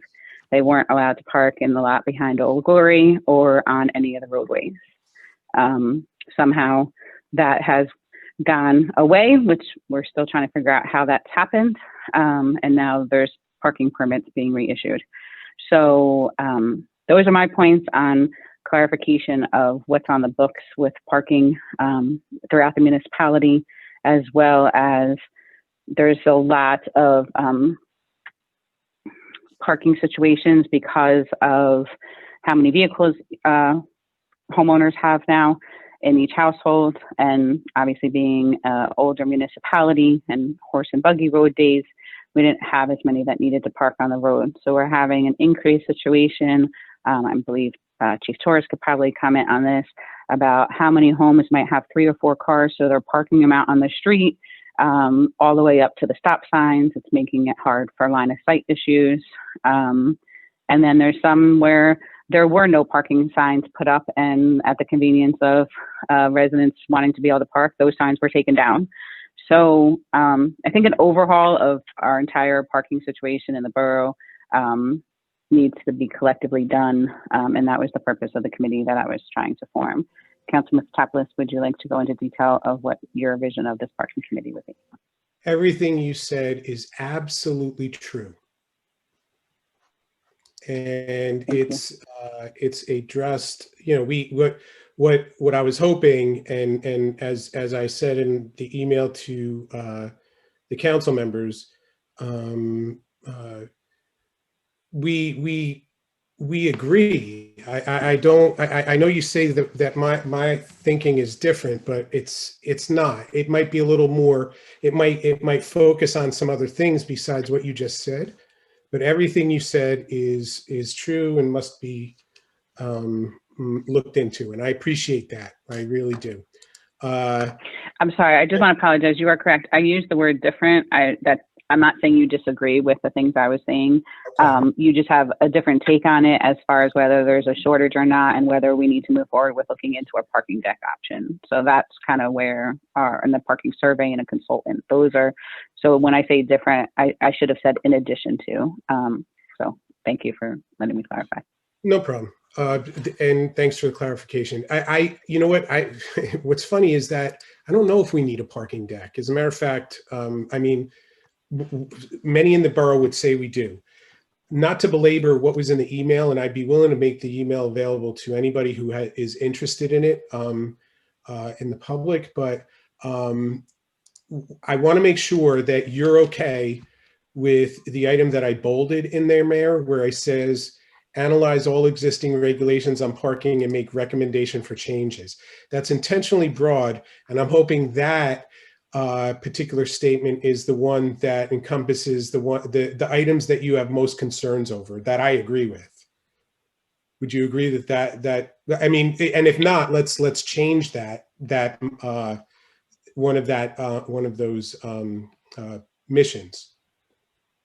So I think what I would propose, if you were open to it, would be that we do kind of different phases of this, and we do a phase 1 and a phase 2, and the phase 1 would be where it's bolded, and that would be inclusive of, you know, a couple governing body members. Mr. Kelsey is who I would, and who I have multiple times suggested to move forward as a parking committee chair, but also put it up on our volunteer form up on the website to see if anyone else would like to join this committee, as well as reaching out to the people that were on the circulation committee. And then we can then identify, because I don't think that's going to be a quick 1 minute. It's definitely not going to be one meeting. That's going to be a lot of like boots on the ground, going out and looking what signage is out, what signage is out there. Does it match the books? So, and then the opposite, do we have what's on the books, is that what signage is out throughout the municipality, as well as talking with the police department to see where they're seeing some line of sight issues and maybe additional parking or yellow curbing needs to be implemented. So I do think that this is a holistic, I think that the goal is to be holistic of what already exists. And maybe that could be phase 1, and then we can come back to the table and see if the funding is there after that for a parking consultant to see what we have and what he would recommend after that. Okay, so yeah, I don't disagree. That's I'll, you know, it's the pleasure of the council. It's really not, you know, right. It's at the pleasure of the council. My recommendation is in line with what you're recommending, except as far as like the phased approach, I'm not the professional. I'm not going to profess to be one. I've never done a parking study before.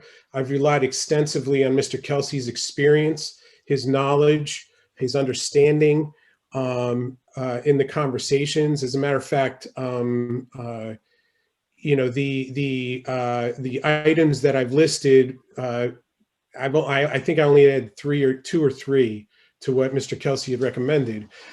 Under other circumstances, you know, I wouldn't look to rely so much on a lay person, but Mr. Kelsey has proven, as you know, Mayor, that this is right in his wheelhouse. So as far as the phased approach, I don't oppose it at all if that's something that you know, collectively, not just the members of council, but Mr. Kelsey and perhaps Jay would come up with. My goal is the same. My hope and my goal is the same as yours, to get these things addressed and to cover all of these bullet points. It's not necessarily you know, the way we accomplish it isn't necessarily important. I don't want to say not important to me, but it's not necessarily what I'm thinking about now. You know, it's sort of like, here's the request for action, and how it forms, we can leave it up to the subject matter experts. The only thing I will say, and I want to thank Councilwoman McNamara, because we had an extensive conversation about this. While in this email, I was pretty insistent about the professional, and having the professional come in at the tail end of the development of the document, the deliverable, shall we say. Councilwoman McNamara said that her preference was to wait and see which items really needed professional attention, and I agree with that.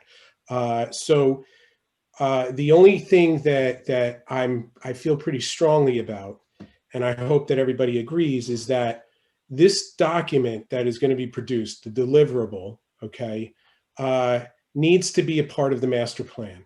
It either needs to be a part of the master plan as an addendum, not unlike the open space addendum element in the current master plan. And in order for us to achieve that, it does, you know, for better or for worse, we do need to spend a little bit of money on a professional to vet it, so it can go into that document as a certified portion of that document. My hope is that the material that this committee is going to be delivered, headed by Mr. Kelsey, is going to be stellar, and we're not going to have to pay a professional that much money at all.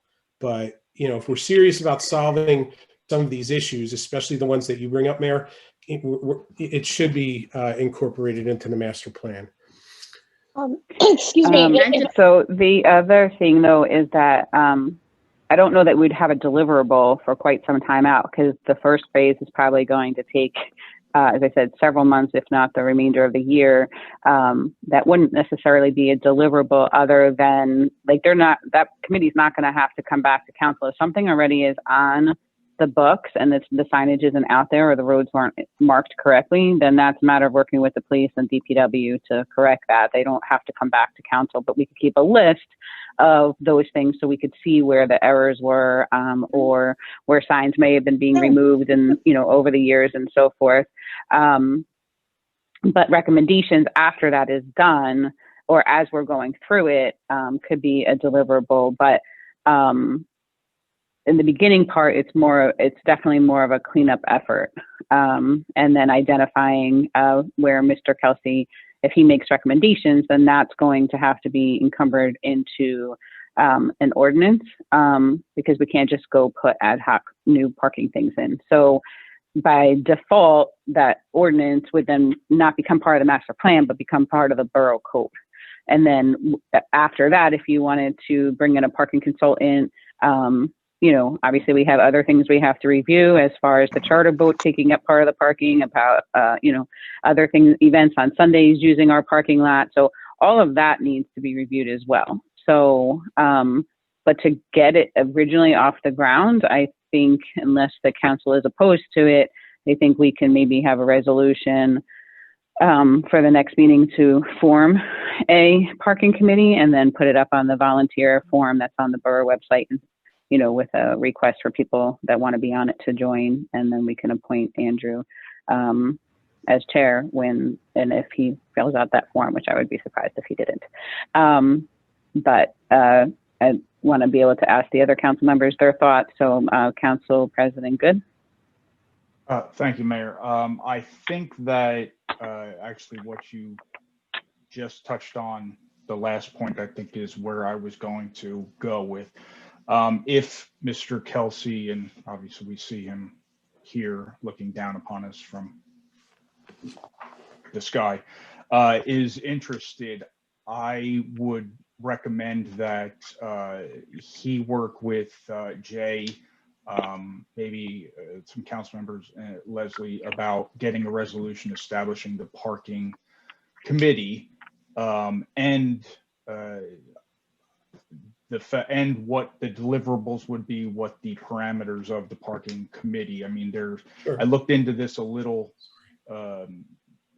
what other communities have done in terms of parking committees. And, you know, where there's been a resolution establishing, it's, you know, there are a number of items that, you know, they were looking into, I think, you know.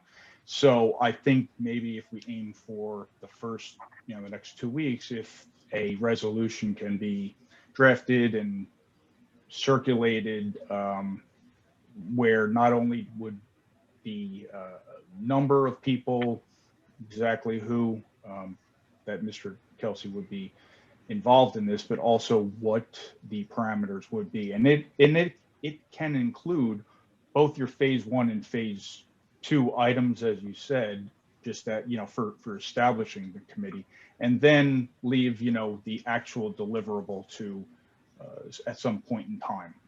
I think that would probably be the best way to move forward at this point is, yeah, let's get this thing written on the books and established. And I think that if we put a nice deadline of next meeting, which is I think February 2nd or something, and say, let's get a resolution going there.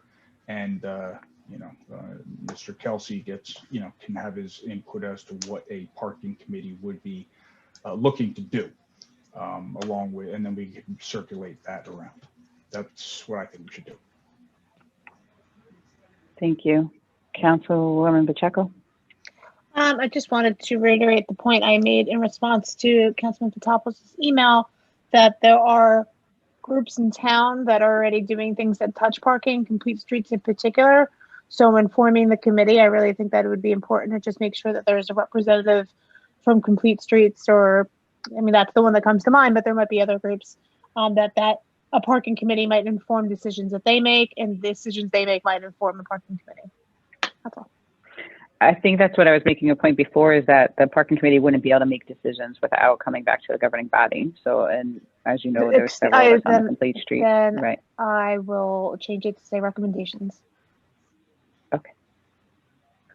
I just want to let you know, so that way we'll all be in the loop. So since there's someone on the governing body that serves on all those committees, then they would be able to bring it back to those committees. That's all I'm saying. So your point is well taken, but do you understand what I was saying, right? Hello? Councilwoman? Yes, I understand. Okay. Councilman Patopoulos, do you have any other commentary? No, I mean, I appreciate what I was going to say what Council President Good said. Just, you know, let's rely on the subject matter experts. And I think that, you know, without plugging in, you know, our layperson way to formulate this thing, you know, I think, thank you, Councilman Good. God, I always make it long. It really should be, and I apologize. Councilwoman McDermott? Yes. So, you know, so we have Complete Streets that's happening. I have concerns with these separate committees being formed out before we even know what's going to occur with the plan with the Complete Streets program. The other thing is the 3-year of the MPP program with the 5-year plan does include parking as its 3rd year. So that would be for 2022. So that's just something else to kind of consider with this. The other thing would be that, and I can attest to this, our lack of inconsistency in our ordinances, signage, all of that has to be #1 priority. And that would take about 6 months at least to clean up, because that's a big part of the, I guess, resident complaints that will come in for zoning and construction and permits and all that stuff for enforcement too. So I think it's important to, we really need to also reinforce if we have businesses who are supposed to park in certain municipal lots, then they should be parking in municipal lots for their businesses, not in our 3-hour zone area. So I just want to make sure that there's in tune, and you guys know that there's also MPP, there's Complete Streets. There could be something else that we're doing on the line with the master plan that we have to, but we also have to look at our ordinances. And it's been, and I can attest to the mayor, because I was in a meeting 2 years ago when we tried to do signage and it went nowhere. So I think it's important that parking for, you know, a certain zone is not the answer to the entire keyboard. Thank you.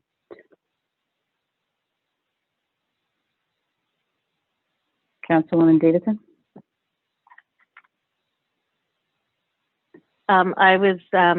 I think a parking committee is actually a very good idea because I do believe that there's so many aspects of town that could utilize it, especially when it comes to identifying the signage and finding the consistency, and then at that point finding the follow through, the enforcement at the end of all that.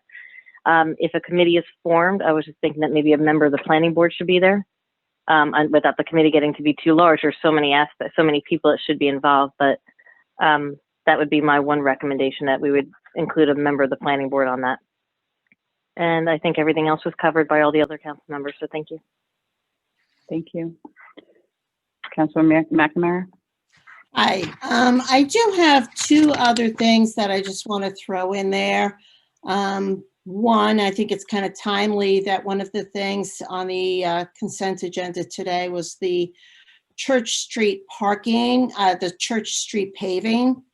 And I don't necessarily see it in the piece that's in the packet now, but I think in something else I looked at over the past couple of days, maybe it was when the grant was first applied for, that there was a suggestion that the paving of the Church Street municipal lot be included with that Church Street paving. So I do throw that out there as we talk about, you know, what kind of parking we have and availability. Where is that item in terms of the paving of Church Street? Is it or is it not, you know, on to be considered? The second item, I actually had reached out to Jay Delaney. I think another problem when we talk about is there or is there not enough parking, especially when we're looking at downtown and the municipal lots.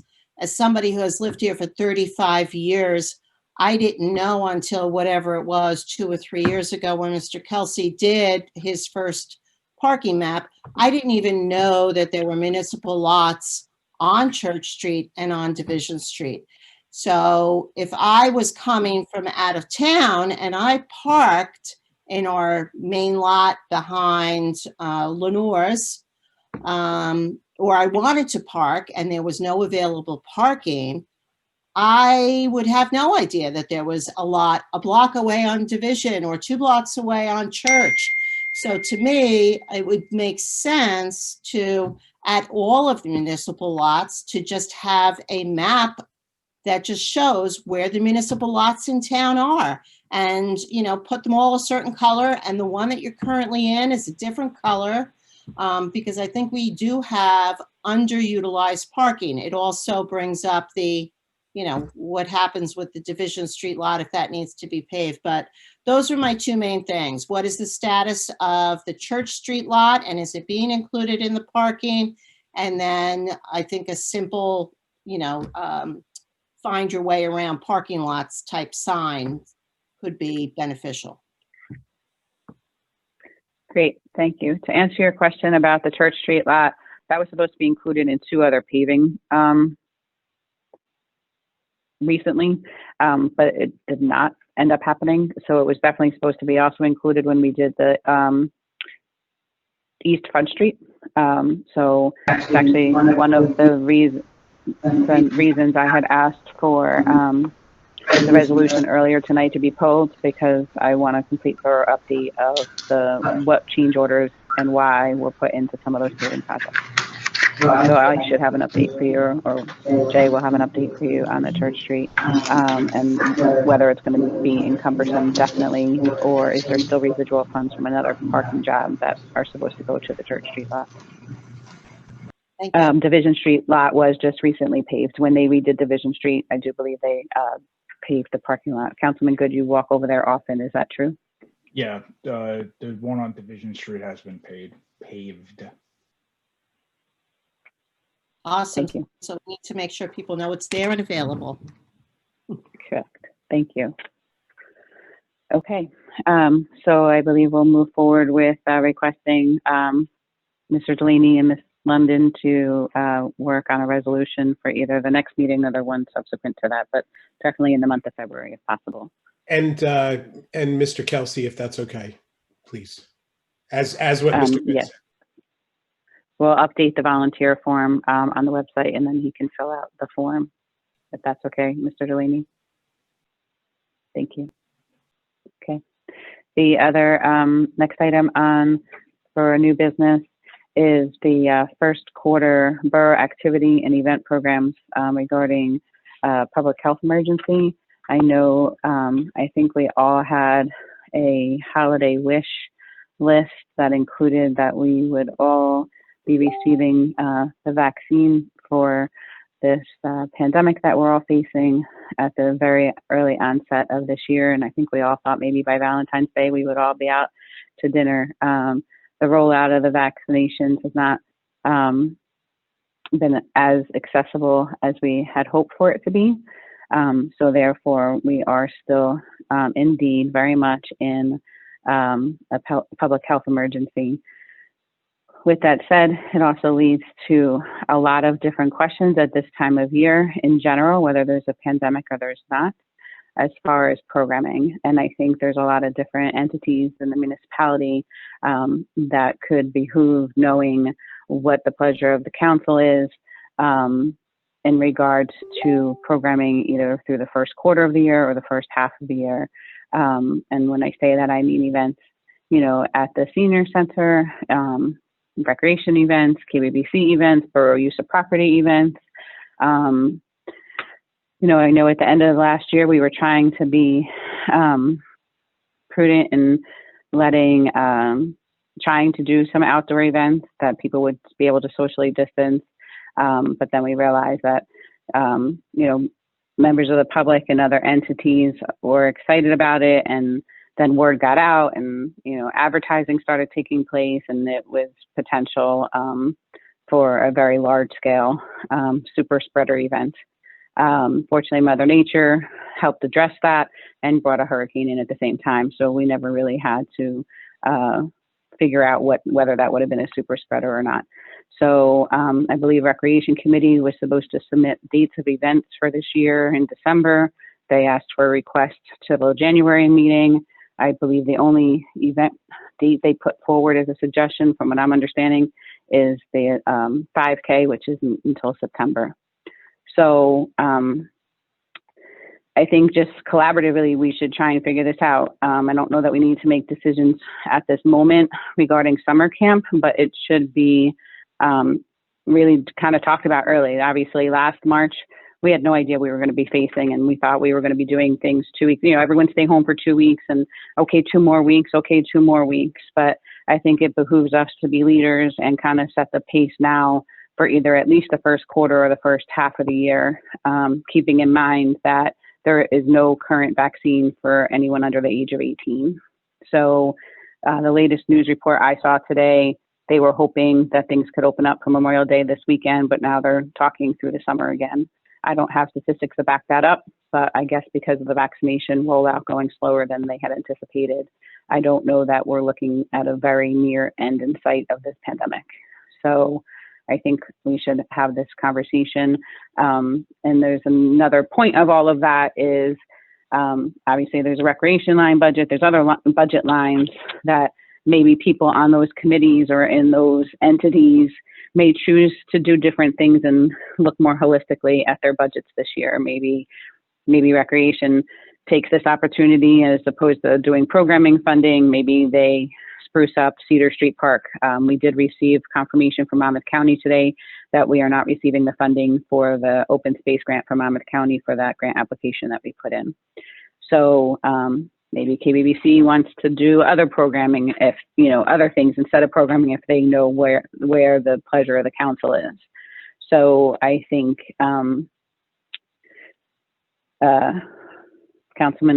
Council President Good, do you have any commentary on this or suggestions or thoughts? No, Mayor, I concur with your statements. It seems that we're going to have to take all of these activities kind of on a, you know, ad hoc basis. You know, my reading of the news just comports with your timeline. So while I think we should, you know, plan, and the rec committee is, you know, their instructions were to, you know, submit budgets and Councilman Fotopoulos, when we're going through and getting ready for the 2021 year budget, that will take that into account. But if we budget for it and it doesn't get doesn't get spent, that's fine, or it gets pushed, somewhere like sprucing up the parks or something, just because we can't. That could be done on a closer to when the time basis. So I think we're gonna just have to plan on doing this kind of, and wait and see approach. It's unfortunate, but that's the best we have right now. So you were suggesting that we do put a hold on programming right now in the borough still for the first quarter? I mean, I can't imagine I can't imagine, at least through the first quarter of January, February, and March, what the borough can say, oh yeah, here we're going to do some kind of public activity, considering the state of the world. I think it would take an utter miracle for all of a sudden everybody to be vaccinated and we're all be free. So if something comes up that can be, I don't want to say shoehorned in, but something, brought to our attention, some virtual thing, I mean, we could plug that in, but at least for the next 3 months, I can't imagine anything that I would say, yeah, that sounds like a good idea to get a bunch of people together. That's just, my thought. So this would be, obviously I'm going to hear from each council member, but I mean, this is, I know it sounds like it's only winter, but this could, there's things at the senior center that they need to know for programming. I think we're going to probably have that remain closed until, further notice as well. But, they usually do a lot of winter programs. I think they're going to have to continue to keep those all virtual. There's the St. Patrick's Day parade usually in March. Those are the things that I think I heard, but I'm not sure. The Valentine's dance from Recreation, they've already said no. I just don't foresee those type of things happening. So I don't know if we want to kind of universally say through April, until we can see where the vaccines are, and then we can revisit it in March so we can go further. I don't know. Oh, if you're asking whether or not we just say generally to, the groups around town, look, we can't imagine doing any kind of in-person events, at least through the first quarter of this year. And then if you're planning on, wanting to do something, really aim towards, well, not even the beginning of the second quarter, but closer to the end of the second quarter, if possible, even then, right? Right. Okay. So, and then be ready to be disappointed if we're not, moved further on. So if that's, the discussion, okay, that would be my, as of now, is don't waste time trying to put something in definitely in the next 3 months. Okay. Councilman Pacheco? Yeah, I mean, I agree. I work with the nurses union now, and the kind of prevailing thought is that at least through the spring, it's not going to get any better. We probably will hit a second surge. So I think that that's probably a prudent way to proceed, at least for the first quarter, and then just revisit it for the second quarter. It's really the only thing we can do right now. Okay, Councilman Patapoulos.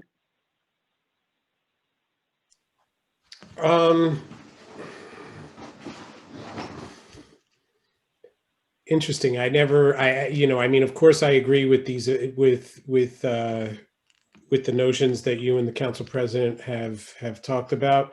I guess, with that said, it's just got my mind going about what we can do. This is, not saying that we get together face to face, but, I reserve my comment outside of the obvious. Let's not do any spreader events or gatherings. As far as budget is concerned, there might be some other creative ways, even that we see now with the Art Society and the Friends of the Library, that do require a little bit of funding. And so I guess, we would, as a governing body, take it on a point-by-point basis. I hope I'm articulating this well. I haven't had a chance to even, maybe after discussing it with you, Mayor, and Council President Good, I can get it. We definitely come on, have an agreement on this. But yes, in general, no spreader events, period, at least for the first quarter. Thank you. Councilwoman McDermott? I concur. At first quarter, definitely, I think we're gonna have to take a conservative side of this, and agreement with Councilwoman Pacheco. I don't see this ending out till maybe late spring. The other side to that is that I think in all the different committees and things like that, we have to be conscious and be very creative of what we can do. And our library has been doing an amazing job of remote things with Senior Center as well. So those are existing entities that should continue and even go forward more. KBC, we're also looking at different ways we can do things. So I think as we have to be very conscious of the situation that's out there. And we may actually have to consider holding this out till June or July, depending on how circumstances go. But the first quarter, I'm totally in agreement with, and go from there. Okay, thank you. Councilwoman Davidson? I also agree. I think everything should be on hold until the end of the first quarter. My concern is with Easter so close after the end of the first quarter, early April, do we need, if anybody was planning anything, would they have to come before council to see if they can get approval to do an event at that point in time? Or do we just encompass the month of May, April to, May 1st, and then we could evaluate, May forward? I know it's not quarterly, but maybe we just need a little bit more of a decisive break, supposed to quarter by quarter. Given where the holidays fall sometimes. That would be my only, I think that's actually kind of a good point, because I know spring break for the schools usually ends up around that time too. So we kind of maybe want to make sure we don't have like large gatherings anywhere during spring break either. So the other thing is that the egg hunt that's usually done by the Recreation Committee is usually done the weekend before Easter, so that would fall into March. So that would be encompassed by saying the first quarter, but there's usually a rain date and so forth. So obviously, as I said, last year for the egg hunt and all of the Easter Bunny stuff like that, that was the first time we had ever been, tossed that. But I don't even believe that a budget or a date was submitted. So I know we asked for that in December and January. So maybe there might not even be an interest from them to do it. I'm not sure. But I think maybe we can, I don't know that anyone would be opposed to saying through April. So that's a good point. And then we review this again in February, at the end of February, to see if we're going to extend it further. I think that gives a solid month to see where the vaccination plans and rollouts are. And then we can start talking about different types of programming, because we're going to have those talks, about summer camp and about all of that stuff. And the more we let the public know, the more, from the beginning, the more we could plan and prepare, is the best way, I think, to get through the panic. So, just not through the panic, through the pandemic. Right. I just want to add something. I remember last year we were talking about the fire department does the Easter Bunny thing around town. I mean, there's a lot of also. No, we don't normally do an Easter Bunny around town. They talked about that extensively because it was a last minute thing, and they were trying to get it going because of the pandemic, but plans never materialized for that. But that is something that perhaps Recreation can do alternatively, maybe instead of the egg hunt or something like they did with Santa Claus. Okay. I mean, just my point is that there's I know our fire department does an amazing job with some of these activities as well, and other entities might volunteer this. So I think it's just going to be important that we internally are aligned with this. That's all. Councilman McNamara? I do agree absolutely through the first quarter that we should hold off on any kind of public outdoor group activities. And the Easter egg hunt would have fallen at the end of March, although there was really no conversation when we were on the recreation call recently. So I think that they maybe in their own mind realize that that's not necessarily, something that might happen. But I do like the idea of just outright including April. I think that that's smart. And reevaluate it, as needed, whether that's, put it on for once a month, might work pretty well. I would like to see, so, I don't know, reach out to the public, see if anybody has any ideas of any other activities. As a couple of people mentioned, the Art Society and the library and the Senior Center have all really been putting out some fun things. I know our house has taken advantage of them and took advantage of a lot of things last year too, whether it was sidewalk art and different contests that were going on.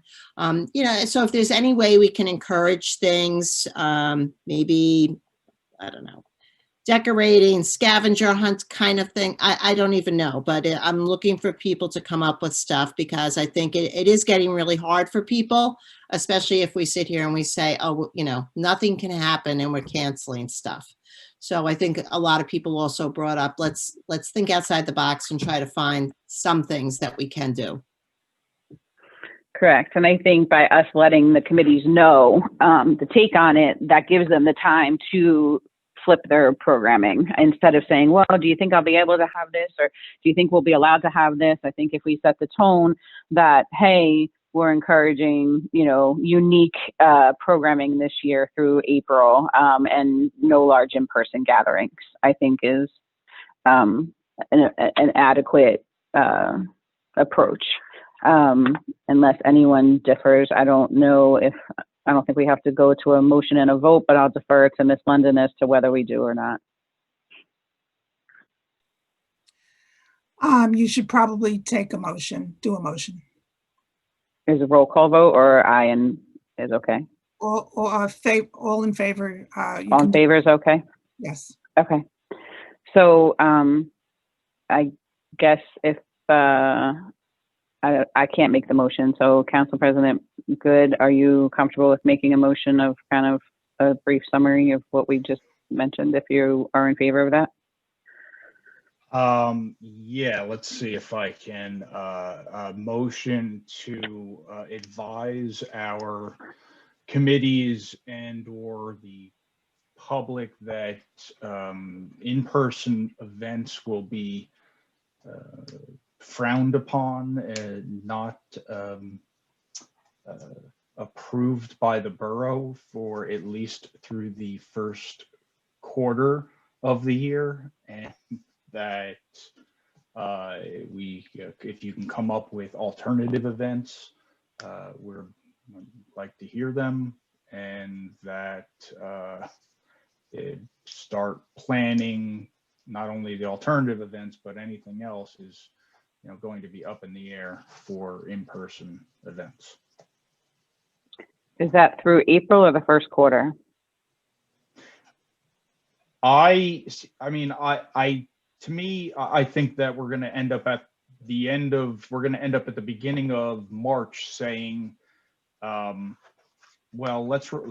we could wait 2 months and revisit it. We could wait 3 months and revisit it. I think that what we're going to find out is just generally don't plan for anything through through April, and that, the beginning or middle of March, we aim we'll review it and see whether or not there's anything else. But all the committees and so just accept that the governing body is not going to approve public events, at least through March, April. Okay. I second with the clarification request, though. Point of clarification. Sure. Mm-hmm. So when we say public events, that does not include committee events. For instance, KEC member Sheridan and some other members of the KEC did some work down at the Cedar Street Beach a couple of weeks ago. Nice job, by the way. And sorry I didn't report it. But those events are okay if social distancing, if they're not public events. Is This that, is for large scale, it's for large scale events. We're Do still we- allowed out in the parks, we're still allowed, all of that type of stuff. These would be something that could potentially lead to a super spreader event with a large population. that said, and I'm not saying we have to do it, but my question is, do we need to qualify that with a number? Well, why don't we, I guess you can make it the easy thing. Things like cleaning up the beach or something don't need borough permission.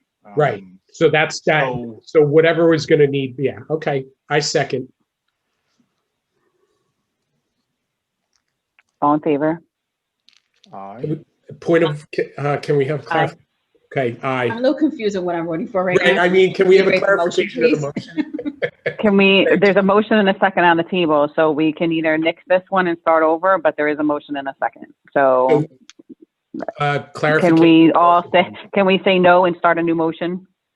No. So all in favor? Everyone No. say no. No. No. Okay. No, I guess. Okay, can we re-motion that, please? All right, let me try again. How's this? Motion that we advise both the borough committees and/or the public that the council is not going to approve any events, any public events and gatherings through the first 4 months of this year. Large scale. Well, large scale public events through the first 4 months of this year. Okay, that's his motion. Anyone second? Second. I'll second. All in favor? Aye. Aye. Aye. Any opposed? It also has to follow executive orders. Like a large gathering could end But up. we would do that anyway. okay, Wait, all we're right. still in a vote right now. Okay. So any opposed? And any abstain? Okay. Okay. Okay, but yes, your point is noted, Councilwoman McDermott. Everything would still need to follow executive orders, but to the point of we can also go further with that is kind of where this was going. So if they do open it up just to say, oh, great, now we're opening it up to 200, we still get, as a governing body, to decide that if we're ready for that. Okay. Liquor license transfer application. Mr. Delaney or Michelle, which one of you would like to discuss it or review why it's under new business and when we're going to be moving forward with that?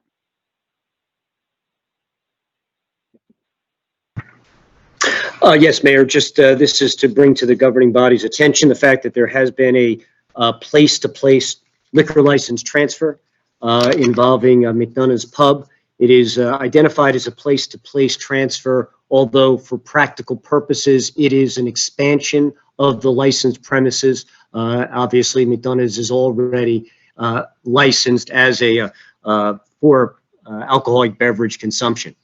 There has been a objection to that transfer application on file, and that necessitates the need for a public hearing on the application. The governing body has been provided with a copy of the application together with the objection and some correspondence in response to that objection. So at this point, it is really presented to the governing body to determine the date on which the council would like to schedule a public hearing on the application that's been presented.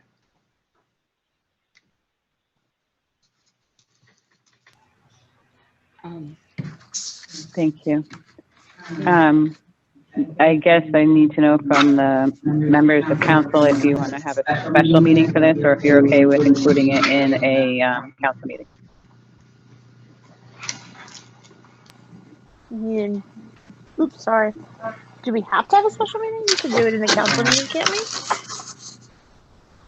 I feel like we've done that before. Yeah, the last time we had one of these, we did it in the meeting. I say aim for the meeting and then aim for the first meeting in February.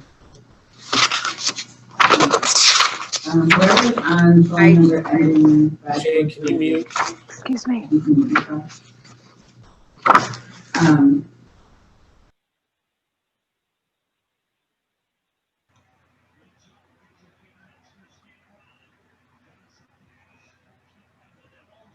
I can't hear the mayor. We can't, yes, you're muted, Mayor. Sorry, I was asking them how many days we have to publicly announce it, because I'd rather it be in the first meeting of a month as opposed to a second meeting of the month, because the first ones are usually shorter. But I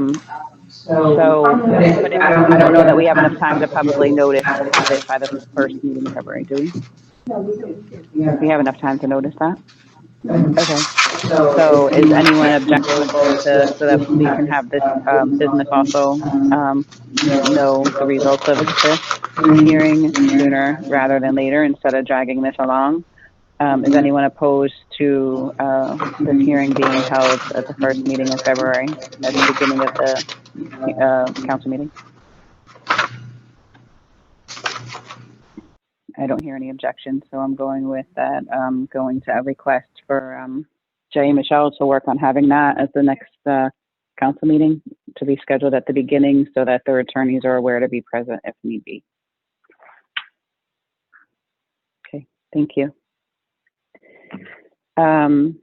This next one goes in line with whether we need to have a resolution because of the, just to give a background, about 60% of the 60% of the members of the Keyport Senior Center do not live in Keyport. They live outside of the municipality.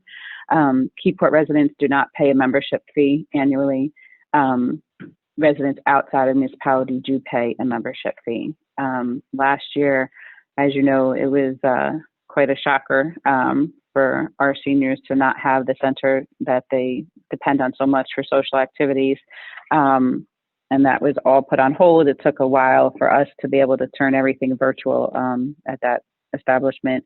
And then there were also some work environment situations going on with the roof leaking and so forth. So I believe, Mr. Delaney, the request is to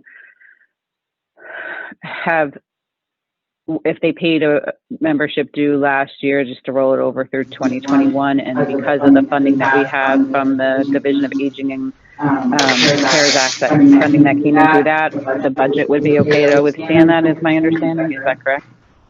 Yes, Mayor. I've had conversation with the Senior Center Director. It was her recommendation. And on the one hand, I guess it would be commonly referred to as waiving the fee, but from a practical standpoint, it's technically, we are simply extending the membership period through the end of 2021, so that those non-resident members that paid last year will not have to pay for this year.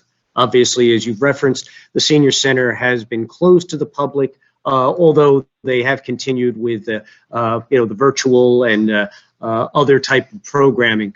But given the totality of the circumstances and the fact that the loss of revenues will not adversely impact the Senior Center operations, as you pointed out, there is most of the senior activity programming is funded through federal and state grants, and those grants have been extended. So any funding that was available for the 2020 calendar year that were not expended are continuing and can be expended through the end of this year, or at least till June 30th this year.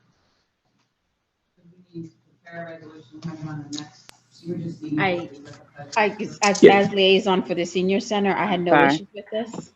Sorry, I'm just for 2020. That's okay. It is there already, right? Okay.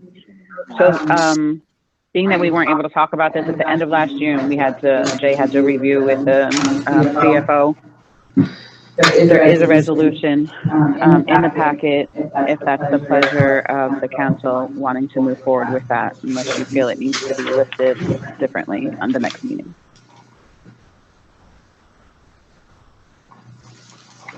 I think that it's yeah. good. We should vote on it. Do you want me to make the motion? If I can see it. The resolution number would be... Councilwoman McNamara is the lead. So this would be resolution 6221. Okay.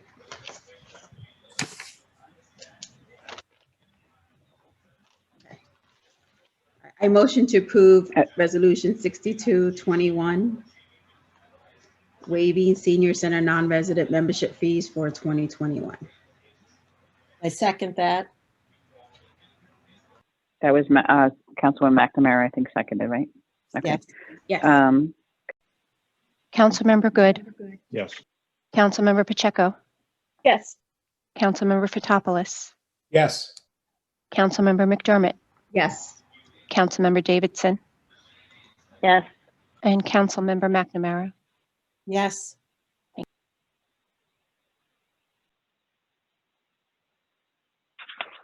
Thank you. Do any members of the council have any additional new business to bring up?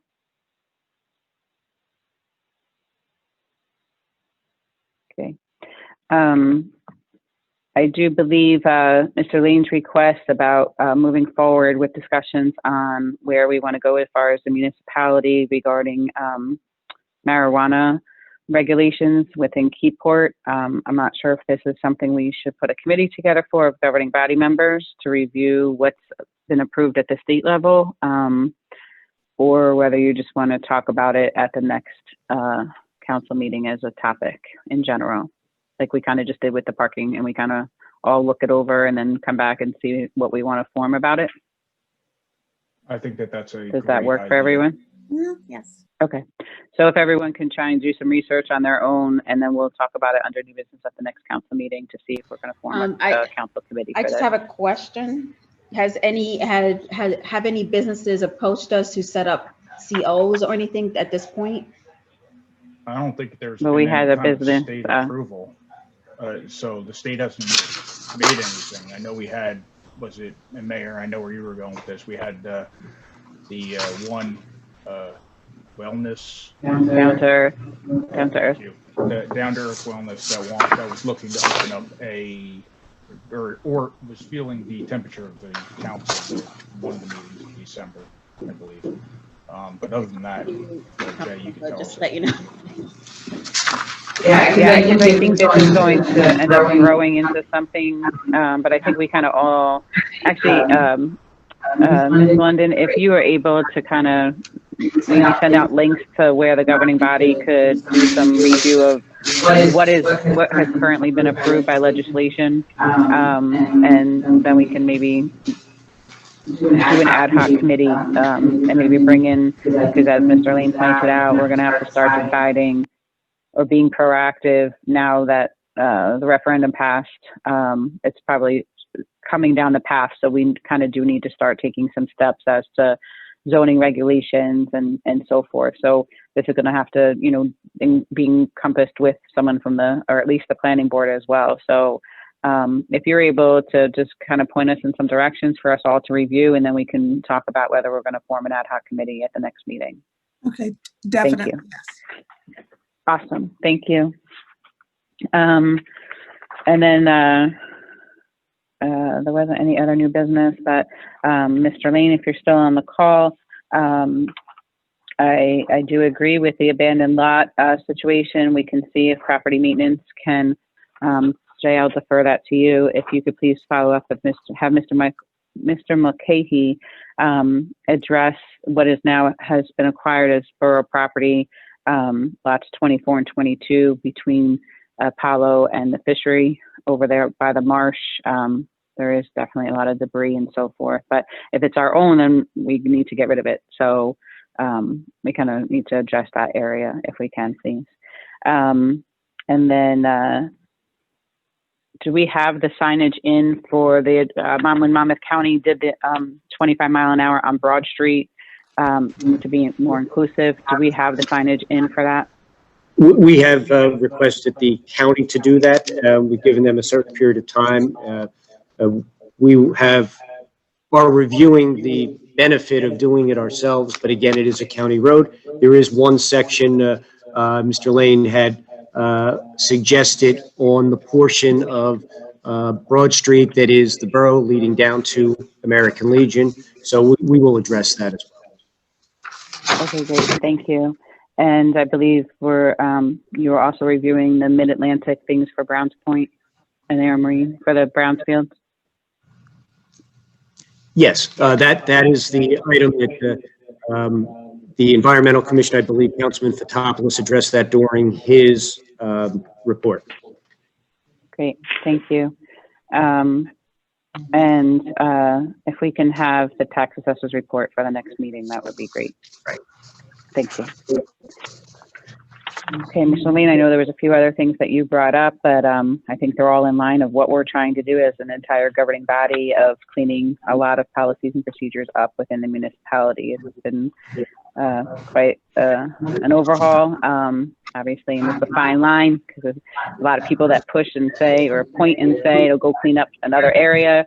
But then when you get to their area of trying to clean things up, there's a lot of pushback. Or, you know, we have residents that continually say, oh, well, there's, you know, people parking, too many people parking on my street. And then once, you know, someone start getting issued, then it's, oh, why are we getting parking tickets? We parked here all along. So it's definitely on our radar, I think, of as an entire governing body to get things more in line and cleaned up as an ongoing project. So as far as you mentioning the different codes on the website, I think, as you can see, even from the parking committee discussion, that is the goal, I think, of the whole governing body, to move forward and get things streamlined better and more cohesively in line. So with that, do we have any unfinished business from members of council? We have an attorney's report. No report, Mayor. Thank you. We have a motion to open to the public, members of the public, for 5 minutes per person, maximum. Motion. Second. Second. All in favor? Aye. Okay, I'll go with video lines first. If any members of the public are on video, please raise your hand if you'd like to speak.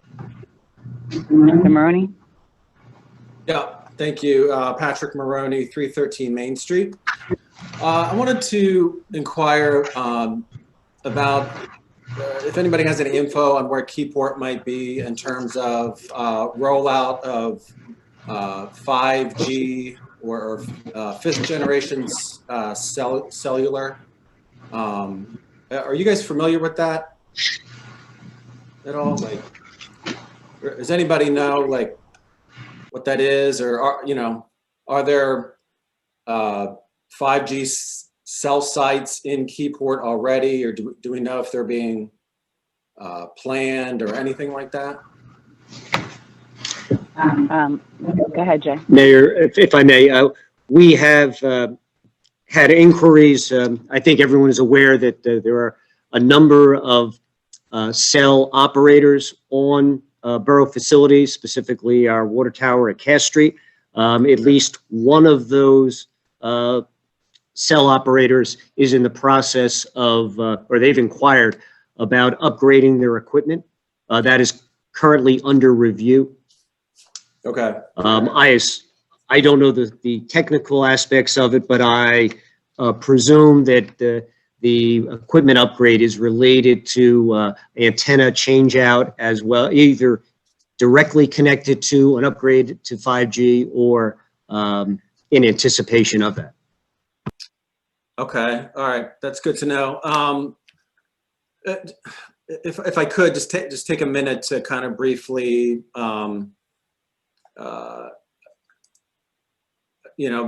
describe what 5G is. It's the next generation after 3G and 4G that uses millimeter waves, and these waves do not go as far as like the current antennas that we have on the water towers, right? So the idea is that these things are going to have to be much closer together than those current cell towers, right? Like as little as 150 feet apart. So basically we're talking about, every couple of houses on every street to get the kind of coverage that, I think the industry is anticipating. So, at some point in the future, it doesn't sound like, we're there yet. But I think, we're looking at the possibility of, these things being right outside of people's homes, potentially, especially in our town where the houses are close together and often, right near the street. And I guess I'm bringing this up as a concern because there is a health concern aspect to this. Recently, over 200 scientists worldwide have called for a moratorium on the increase of 5G small cell antennas, citing human health effects and impacts to wildlife. So, property value decreases where these antennas are sited are also a major concern. And a lot of municipalities are fighting back. They're probably further down the road than we are, in terms of the tech companies, coming in and making plans. But I kind of want to put this on your radar. So, some of these towns are using ordinances or codes to limit where the small cell sites are placed.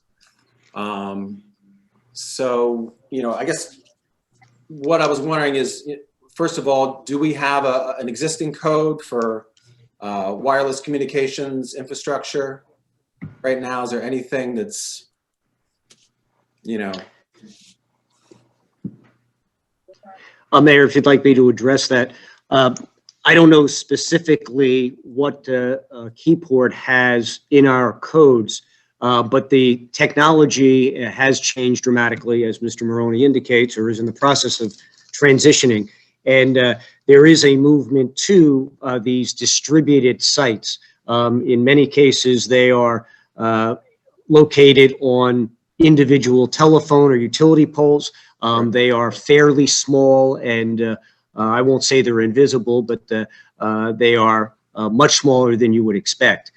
To a great extent, federal law has preempted the municipalities from regulating the cell industry, both in terms of their locations as well as the regulatory and permitting process.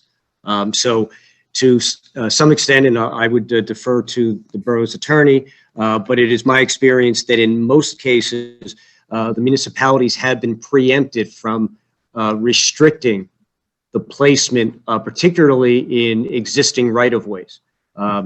So that's what I know about it, having gone through it in other locations where the technology and the push for these distributed cell networks has been more pronounced. Okay. Yeah, I mean, I have an example here from California, Los Altos, California, where they had passed something that prohibits installation of small cells on public utility easements in residential neighborhoods, 500-foot setbacks for small cells for multifamily residences, 500-foot separation from schools, 1,500-foot separation between nodes. So, that's California. The law might be different out there. It is kind of scary to, to think that basically we wouldn't have any recourse. And, it's actually kind of hard to believe that, they could literally just roll in here and start putting these up. I realize I'm at 5 minutes here, but if it's okay, I might send the council and Mr. Delaney and the mayor just some information, like a 2-page, kind of fact sheet kind of thing with a bunch of links. And, maybe just try to get up to speed on really what the health concerns are. I guess maybe the last thing I'll ask is if there was a company that was, starting this process, is there a public notice policy in place or a, hearings policy, let's say, if there was, if there was a cell company, that was making plans to do that, or is that something that I would just sort of need to check back in on? Well, if I may answer, I think it really depends. Let's take two specific examples. If a cell company was looking to utilize private property for the placement, there would be a review for that. If they're talking about a very small distributed system within the existing right-of-way where there are existing utility easements that allow for the utilities to use that right-of-way for their equipment, there would most likely not be a process for any kind of public hearing. And again, that's a difference of scale, size, and intensity. All right, so At least when that's you my say understanding. Public right of way, you mean any residential street or yes, commercial street in anywhere where there's telephone poles or electric poles, basically, right? That is my understanding. Okay. I think Mr. Baumann unmuted himself. I'm not sure if that's because he wanted to comment. Yeah, we are happening to be in the middle of this in Hoboken, which I think is going to be one of the first full 5G cities. And we could do some prophylactic stuff in terms of ordinances, but it's true, the utilities do have pretty significant powers under the federal communication rules that preempt local ordinances, but there is things we can do to be protective. So we could talk about it with the governing body offline and come back. Great. Okay. Thank you, Mr. Maroney, for bringing this to our attention, and thank you, Mr. Baumann, for that feedback. And thank you, Jay, for the clarification. Thank you. Any other members of the public on video that wish to speak?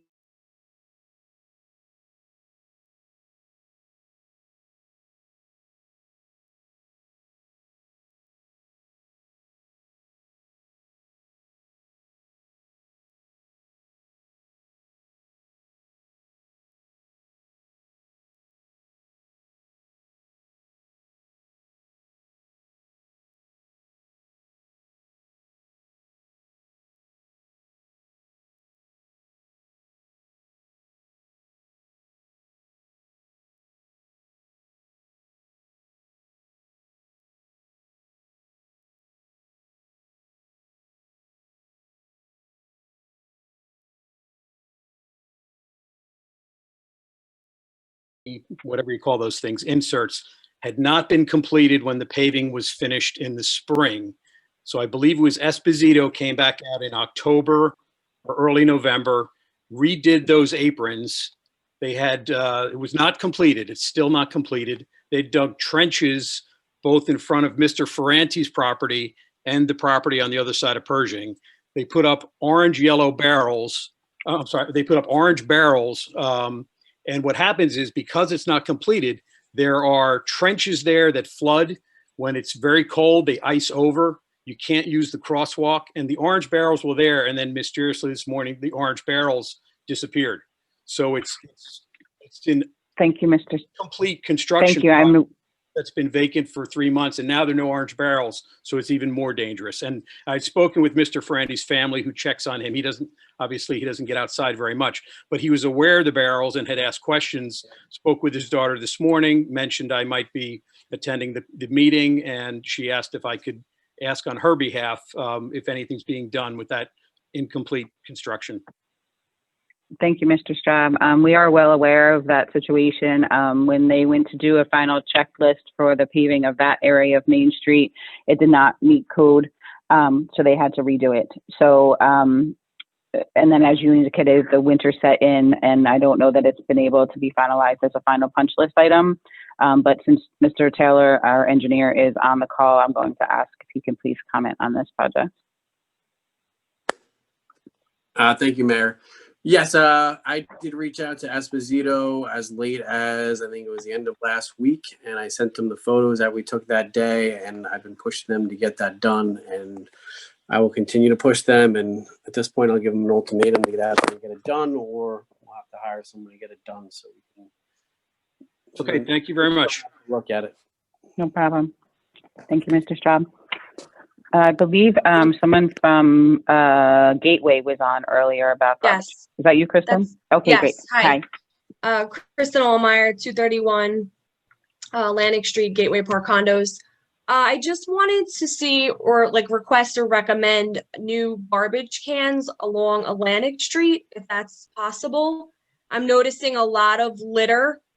It's mostly when the kids are back in school.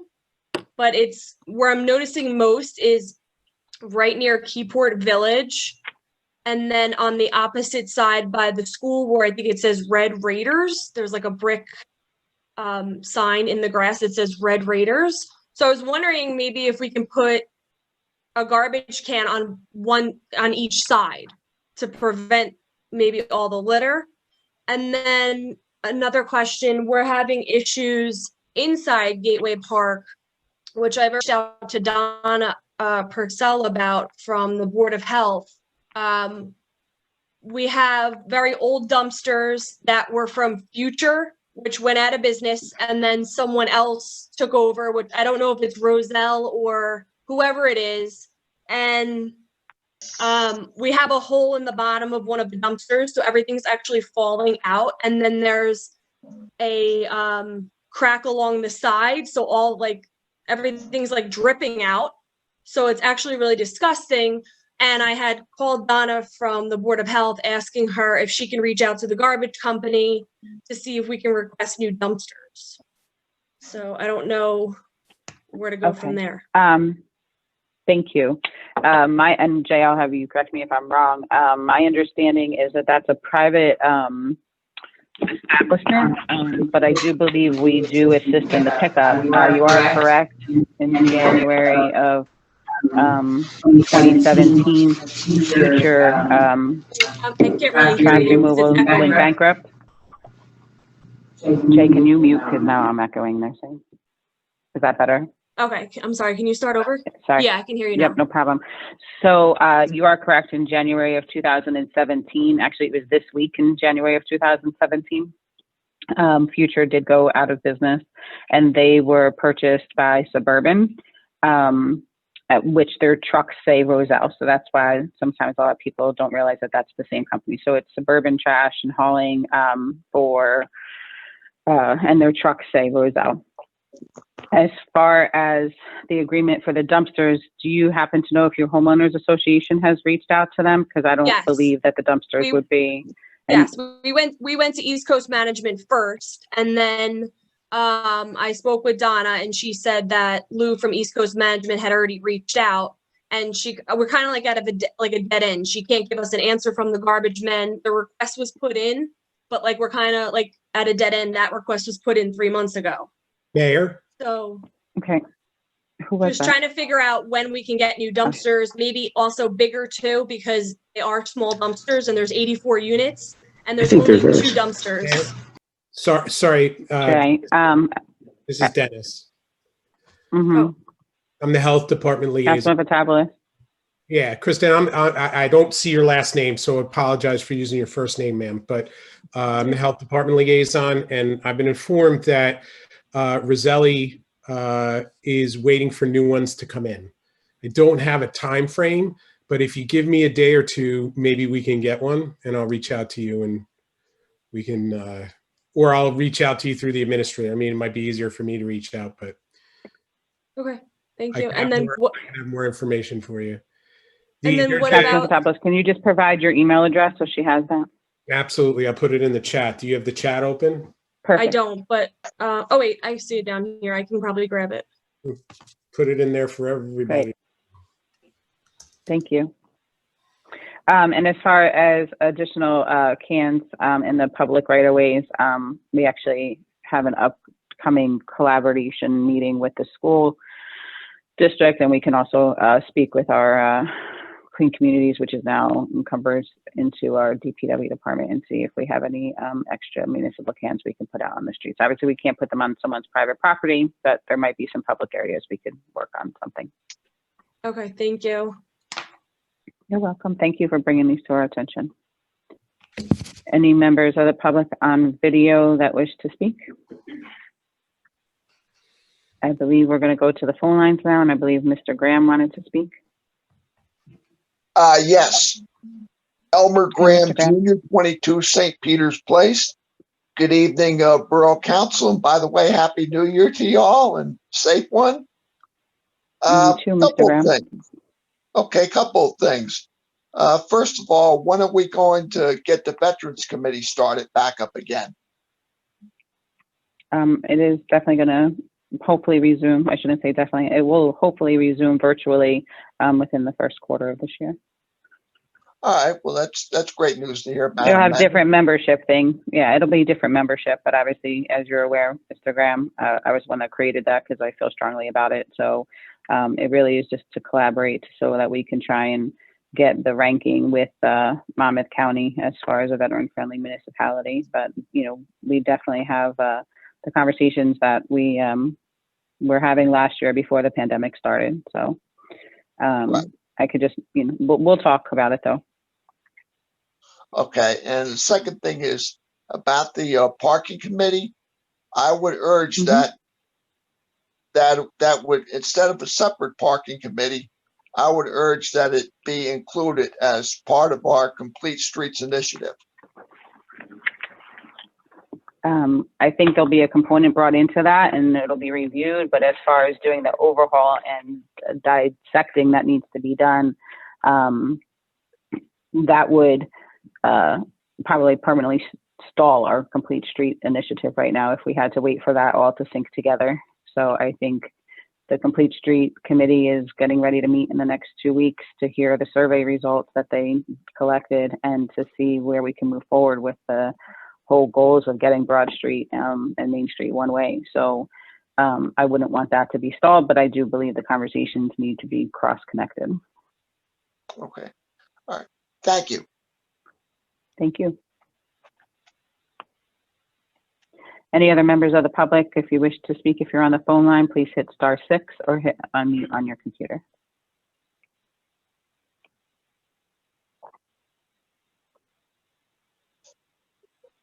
Going once, going twice. Okay, please have a motion to close to the public. Motion to close. Mike Lane, 51 First Street, Keyport. Can you retract that motion, Matt? Mr. Lane, go ahead. Building on what the input that Mr. Monroe gave about the 5G network, couple observations that are critical to the fact that we are in a waterfront community subject to high wind. The last hurricane, if you look at the power line telephone poles that were damaged, were the poles that had transformers at the top of the poles that significantly increased the windage factor. There's a pole with a transformer right in the house next to mine, and they have to extend a support cable all the way to the backyard and put in a second pole and then a line to tie that pole. When Mr. Gallo was the borough administrator, the telephone company came in to propose the small network nodes, and he raised the issue and said, there's no way you're going to put it on our poles until you fix our poles. And that's a really critical issue, because the last hurricane that we had, the damaged poles, only blew about 60 or 70 knots of wind. And the nor'easter that we had in December of 91, 92, if I remember it, we had winds over 90 miles an hour. So the borough has a really significant issue with the quality of our poles and putting anything on the top of the poles that the wind can push over. So you need to take that into account. Thank you. Second item, I'm delighted that you've picked up on working the marijuana problem and the old business issue with the Mid-Atlantic. But the couple things, and again, I hate to bring all these things up in the meeting. In the past, Mr. Gallo generated a 1 or 2 page administrator's report that just had 1 or 2 or 3 sentences per item that told what the latest view was. Updating the tax board mod 4 data. When I go in the construction office and when I was able to go in and made an inquiry as to what was the allowed use of the property, they went to the mod 4 database. That mod 4 database is no longer correct. And if engineer Taylor is on the line, he needs to look at the First Street townhouses, the Keyport Yacht Club, the Raritan Cove, the boat, and the Browns Point Marina, because they're all incorrect. In addition, the revised general ordinances, there's no zoning schedule and there's no zoning map. And at the same time, we have in the construction office and the planning board office, inconsistent and incomplete documents that this revised general ordinance should be replacing. So that quality needs to be a follow-up old business item or picked up in the borough administrator's report. Establishment of the permitting a database of the permitted non-conformances and linking the landlord's registration and the property record cards so that they all align. Something that has been proposed quite a while ago, and the information that came back from the construction office is they just do that kind of work. So there may be an employment issue here. So I'm sort of surprised that Lori Graham can pick up another job when this one is not even barely started. Excuse me, Mr. Graham, that's not an appropriate statement at all. That is absolutely, I'm not even going to allow that conversation to continue. You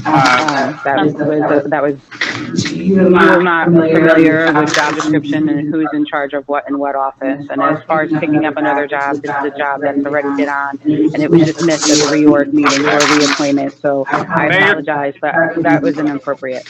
You're not audible. I don't know what your echo problem is, but half the time you've been speaking, you haven't been audible. Is there still an echo? Pardon? Okay. Mr. Graham, Mr. Lane, I am not going to allow that conversation to continue. That is an employment matter, and I personally think that was an inappropriate comment to speak about one of our employees in Borough Hall.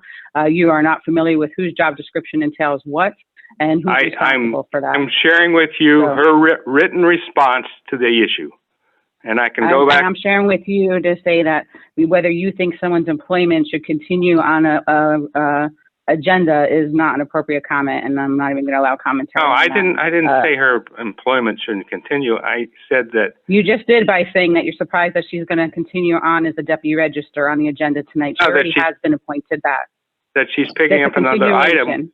It is not another item. She already has that, and I'm not going to continue this conversation about employment. Do you have anything else, Mr. Lane? Yeah, I want to mention, and it's a good item, is that we're now actually operating the floodgates, and somebody has picked that up, and so that's good. But the floodgates still have a problem because on the last flood, which was pretty severe, I spent 5 minutes monitoring, and there was 3 cars that had to do K-turns and U-turns, and one of them, right on top of another one, did it right at the intersection of West Front and the American Legion Drive. And very dangerous. And thank you for your time. So I hope, and as I said, I really don't want to keep repeating this every month. As I said in the past, it was all taken care of by the borough administrator's report, which had 2 or 3 sentences on each item. And that's your opinion, Mr. Lane, and I appreciate your opinion. Do you have anything else? No, I do not. Thank you. Thank you. Mayor, if I can take one quick second. Who was that? I'm sorry, it's Lori Davidson. Oh, sure. Yes, Councilwoman Davidson. Just want to clarify something that Mr. Lane had said, that the zoning schedule and map are on the website. They're under zoning, and they were updated as of 2018, 2019. So I just wanted to clarify. I agree. They're on the website. He wants them encompassed into the E-code. Yeah. Excuse me. Yeah, and I would. For clarifying. That's okay. And in addition, the documentation that's in the construction office and in the planning board office is not consistent with the documentation in the revised code. Thank you, Mr. Lane. And so you just should link to the revised code, and the revised code doesn't have the documents. I'm not disagreeing with you, Mr. Lane. So thank you. John Merla, 34 Broad Street. Hi, Mr. Merla. Hi, Mayor. Mayor, I was muted before, so I apologize. I was trying to get through. Just a couple items. I wanted to address them on January 1st, but I thought it was inappropriate because it was, basically the town's day. One was, first, I'd like to address it to Councilmember McNamara because she is the head of recreation. In anticipation of public events, we, meaning the group that I represent, Friends of the Bay Shore, have always helped with some different events in the borough of Keyport. I reached out last week to Becky Weaver, and I told her that we would be interested in helping this year if there was a recreation Easter egg hunt. But in anticipation of there not being, we tried to think how we can do an alternative, how our group can provide, as in the past, prizes, lots of candy for the kids. So, with the council approving tonight the first quarter of no public events, just food for thought, and you may want to bring this back to recreation. I was going to discuss it with Nikki Francis and also Nancy Jones. But since it wouldn't specifically be a recreation event as an alternative, just food for thought. If it does come up and an alternative is thought about, like maybe the school drop off the Easter Bunny, where it's not like, where it's everybody uses the guidelines, we would be willing to help, no matter how we could help, through donating, as in the past, candy and also prizes. So it's just food for Thank thought. you, Mr. Merlin. That's very generous of you. We will also have to, last year we made a universal decision that any programming we were doing within the borough, we were not taking any sponsorships. Right. So once we are able to start taking on programming again, I know that's a goal, I believe, of the Recreation Committee that was starting to talk about at the last quarter of last year, is that there'll be sponsorship forms, and the Recreation Committee will set the pricing for that type of stuff. So Right. it is another process that's being cleaned up so that we can streamline things a little clearer on, because there were multiple businesses over the years that put in several complaints that they never know when it's real borough-ish event, and then they're continually getting hit up for donations. So there's going to be a policy and a form created, and Borough Council will approve before sponsorships are accepted.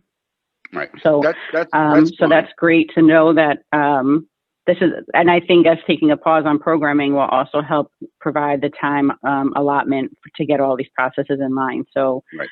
I think once that process is up and running, I'm sure we'll be in communication to see how your organizations would like to move forward with sponsorships. But thank you, that's very generous of you. There's no problem, as long as you understand an alternative event does not have to be approved by the borough of Keyport, as long as it doesn't involve public funds from the borough and also public property from the borough.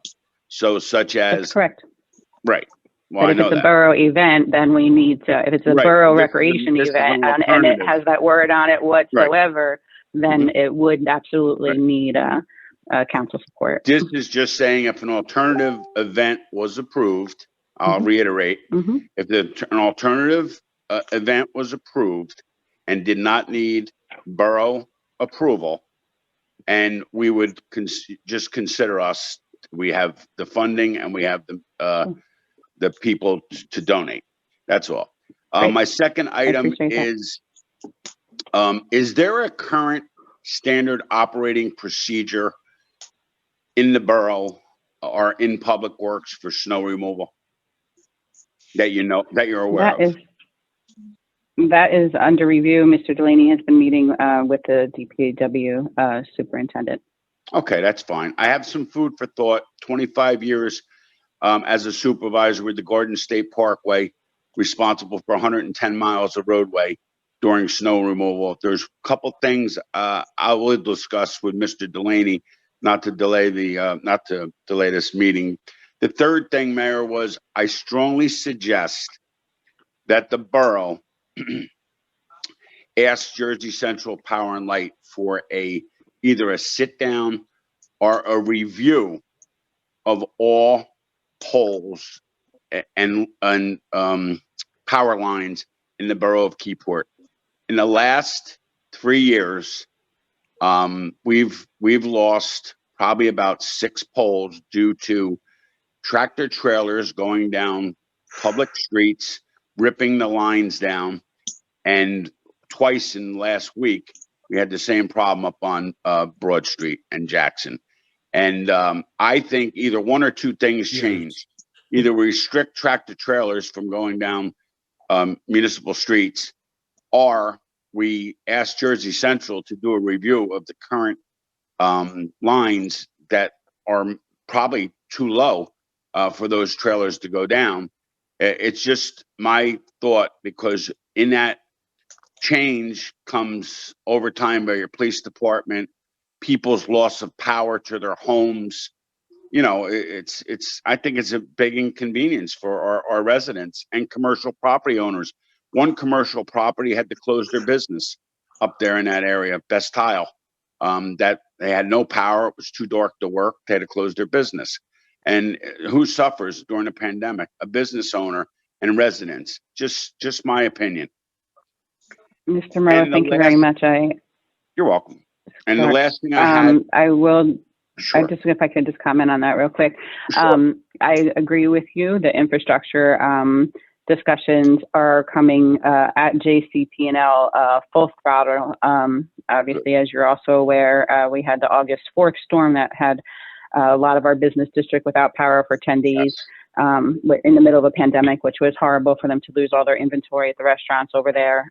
Never mind anyone that couldn't take a credit card or transactions online. And then to have that coupled with a Christmas Eve storm that rolled through, equally as intense, but the infrastructure did not receive any improvements in that time frame. After the storm update calls with the mayors with JCP&L, I could say was not a pleasant call at all for JCP&L, nor was the one in August, nor was last year in July when we had, 40 residents, 40 homes over by May Street that didn't have power for 8 days. So we were promised that when they went to the public hearing to increase additional funding to the BPU, that these infrastructure projects would be addressed. I know I've personally asked for the trees in front of the high school to be reviewed, because the current standards and guidelines of the BPU is that they have to touch each municipality once every 4 years to do tree removal off of power lines or that may be encroaching power lines.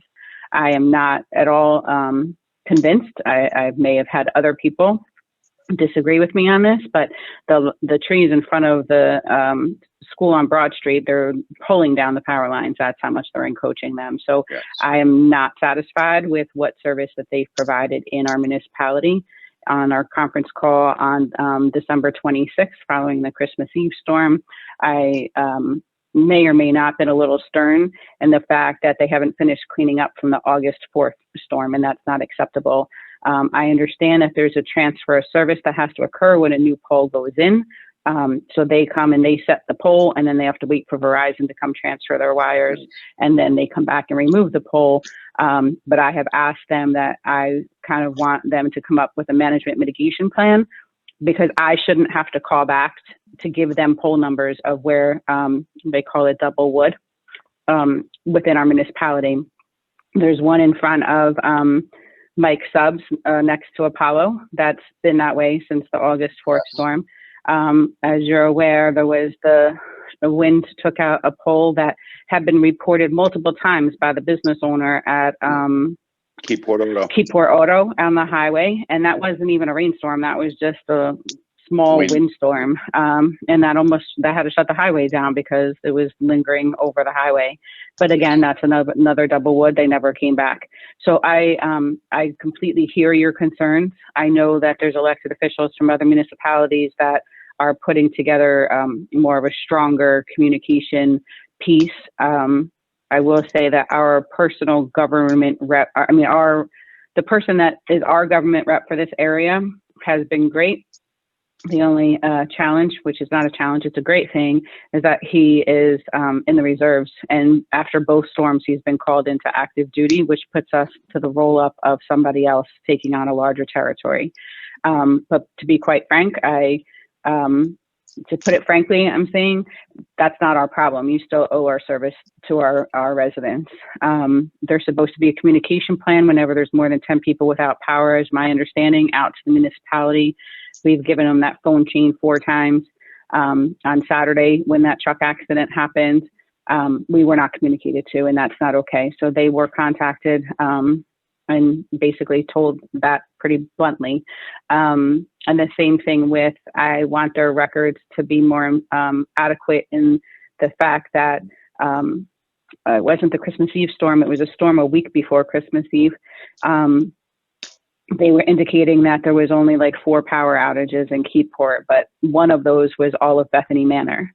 So how are they registering that as one client? That's not okay, because really we had, several hundred residents in that building without power for several hours.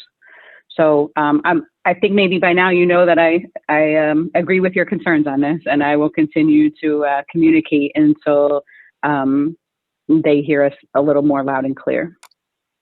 I appreciate that, Mayor. Thank you. No problem. Mm-hmm. And I think you said you had one more thing, right? Yeah, I have one more issue. Maybe the council, I've been in discussion with Mr. Delaney probably about the last 6 weeks. We've gone back and forth and we've had a good conversation. Now I think we need to really look at this very hard as a council and a planning board.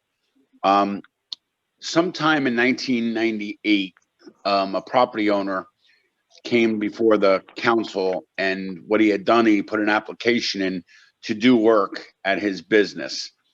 And the specific business is located on Church Street, and it was going to exceed the $50,000 threshold, which automatically triggers planning board review and approval if it exceeds that. So at the time, it was recommended by the officials in the borough of Keyport to change the ordinance to bring it to $100,000. The ordinance was the same for roughly about 16 years, stating that, I don't have the specific ordinance on me because of the fact that I misplaced it. However, it was changed from 50,000 to 100,000. In other words, saying that a business can do improvements to their commercial property if it exceeds $100,000. They'd have to go before the planning board to get planning board review and approval. 4 years ago, at the urging of the borough attorney, Mr. Lechstein, that number was changed from $100,000 to $500. That means if I, as a business owner, would like to put an upgraded mailbox from Home Depot, commercial, like the one in front of Berluz, that's roughly $800, I would need planning board approval. It also means that the municipality has granted businesses through their programs awnings to go up in front of their building. The awnings exceed $500. They would need planning board approval or review. I really think we have to look at that. I really think, number one, it's ridiculous. And number two, I don't think it's legal. That's just my thought and my opinion. I'm not a lawyer, but $100,000 to $500, I don't see a logic. I really don't. That planning board will never, ever have a chance to breathe. They'll probably have. I mean, just look at the report on all the COs that were issued and the the permits that were issued. You're talking a lot of permits that were issued in the borough of Keyport. If that exceeds $500, which I just told you, a mailbox, commercial mailbox, is more than $500. That would need planning board review, and I just think we need to look at it. And Mr. Delaney, I know he's been very busy, and I know he's gotten back to me every time, and I know he knows exactly what I'm talking about and the ordinance. And I just want to say that I think it really just needs to be reviewed. Thank you. Thank you, Mr. Merla. I will definitely look into that. Are you saying that it needs to go to planning board or it needs to go to a zoning officer? The application would say estimated cost. And if the estimated cost said, let's just say for argument's sake, $10,000 or $650. If the ordinance says 500, it's got to go before the planning board. And, you know, I just think the wording may have been wrong. And I know Mr. Delaney's done some research and, you know, he's had some borough officials brief him on it. But, you know, I read it, I seen it. And, you know, to be honest with you, I mean, how could a business, you know, comply with that? It's very hard.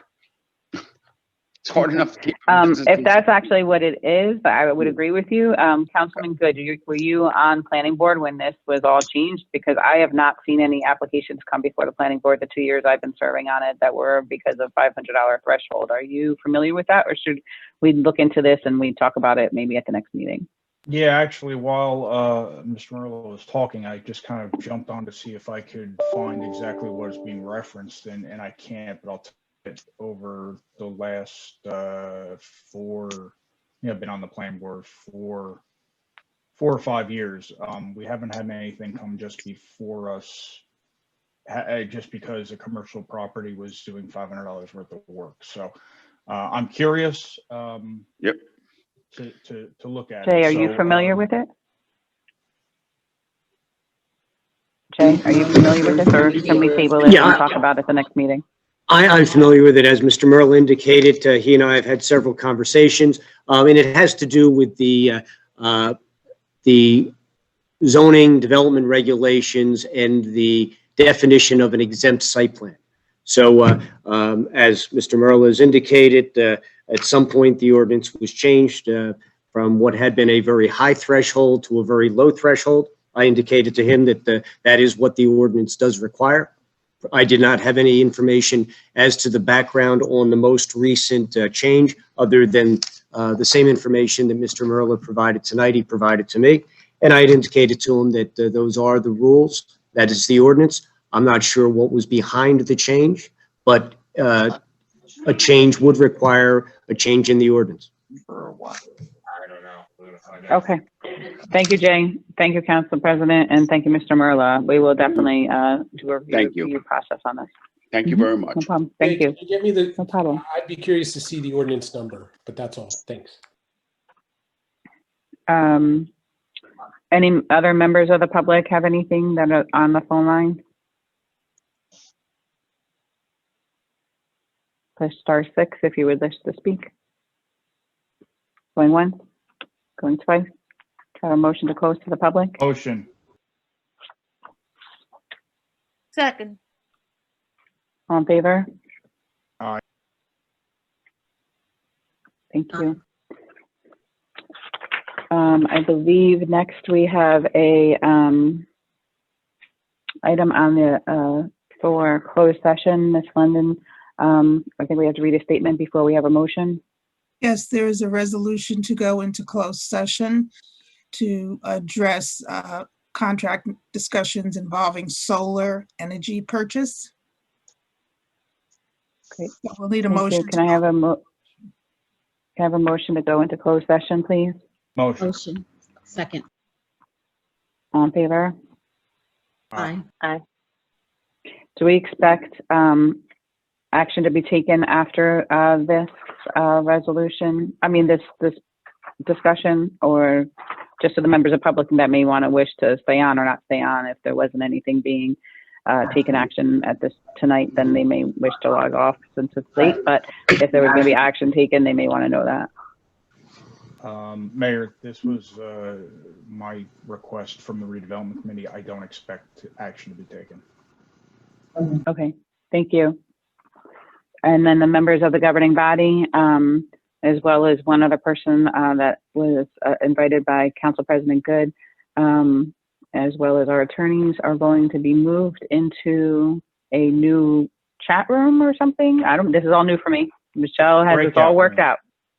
Breakout I room, hope so. sorry. Yes, I'm going to try to put us into a breakout room for closed session. If that does not work, we have a backup Zoom meeting that we would have to move into. And you were all emailed that second link if we had to defer to that. It was emailed out right before the council meeting. So you received 2 emails this evening with council links. One was for the council meeting, one was for the closed session. But we're hoping not to have to go to that other second link. We're going to try this out for the first time. Okay, bear with me.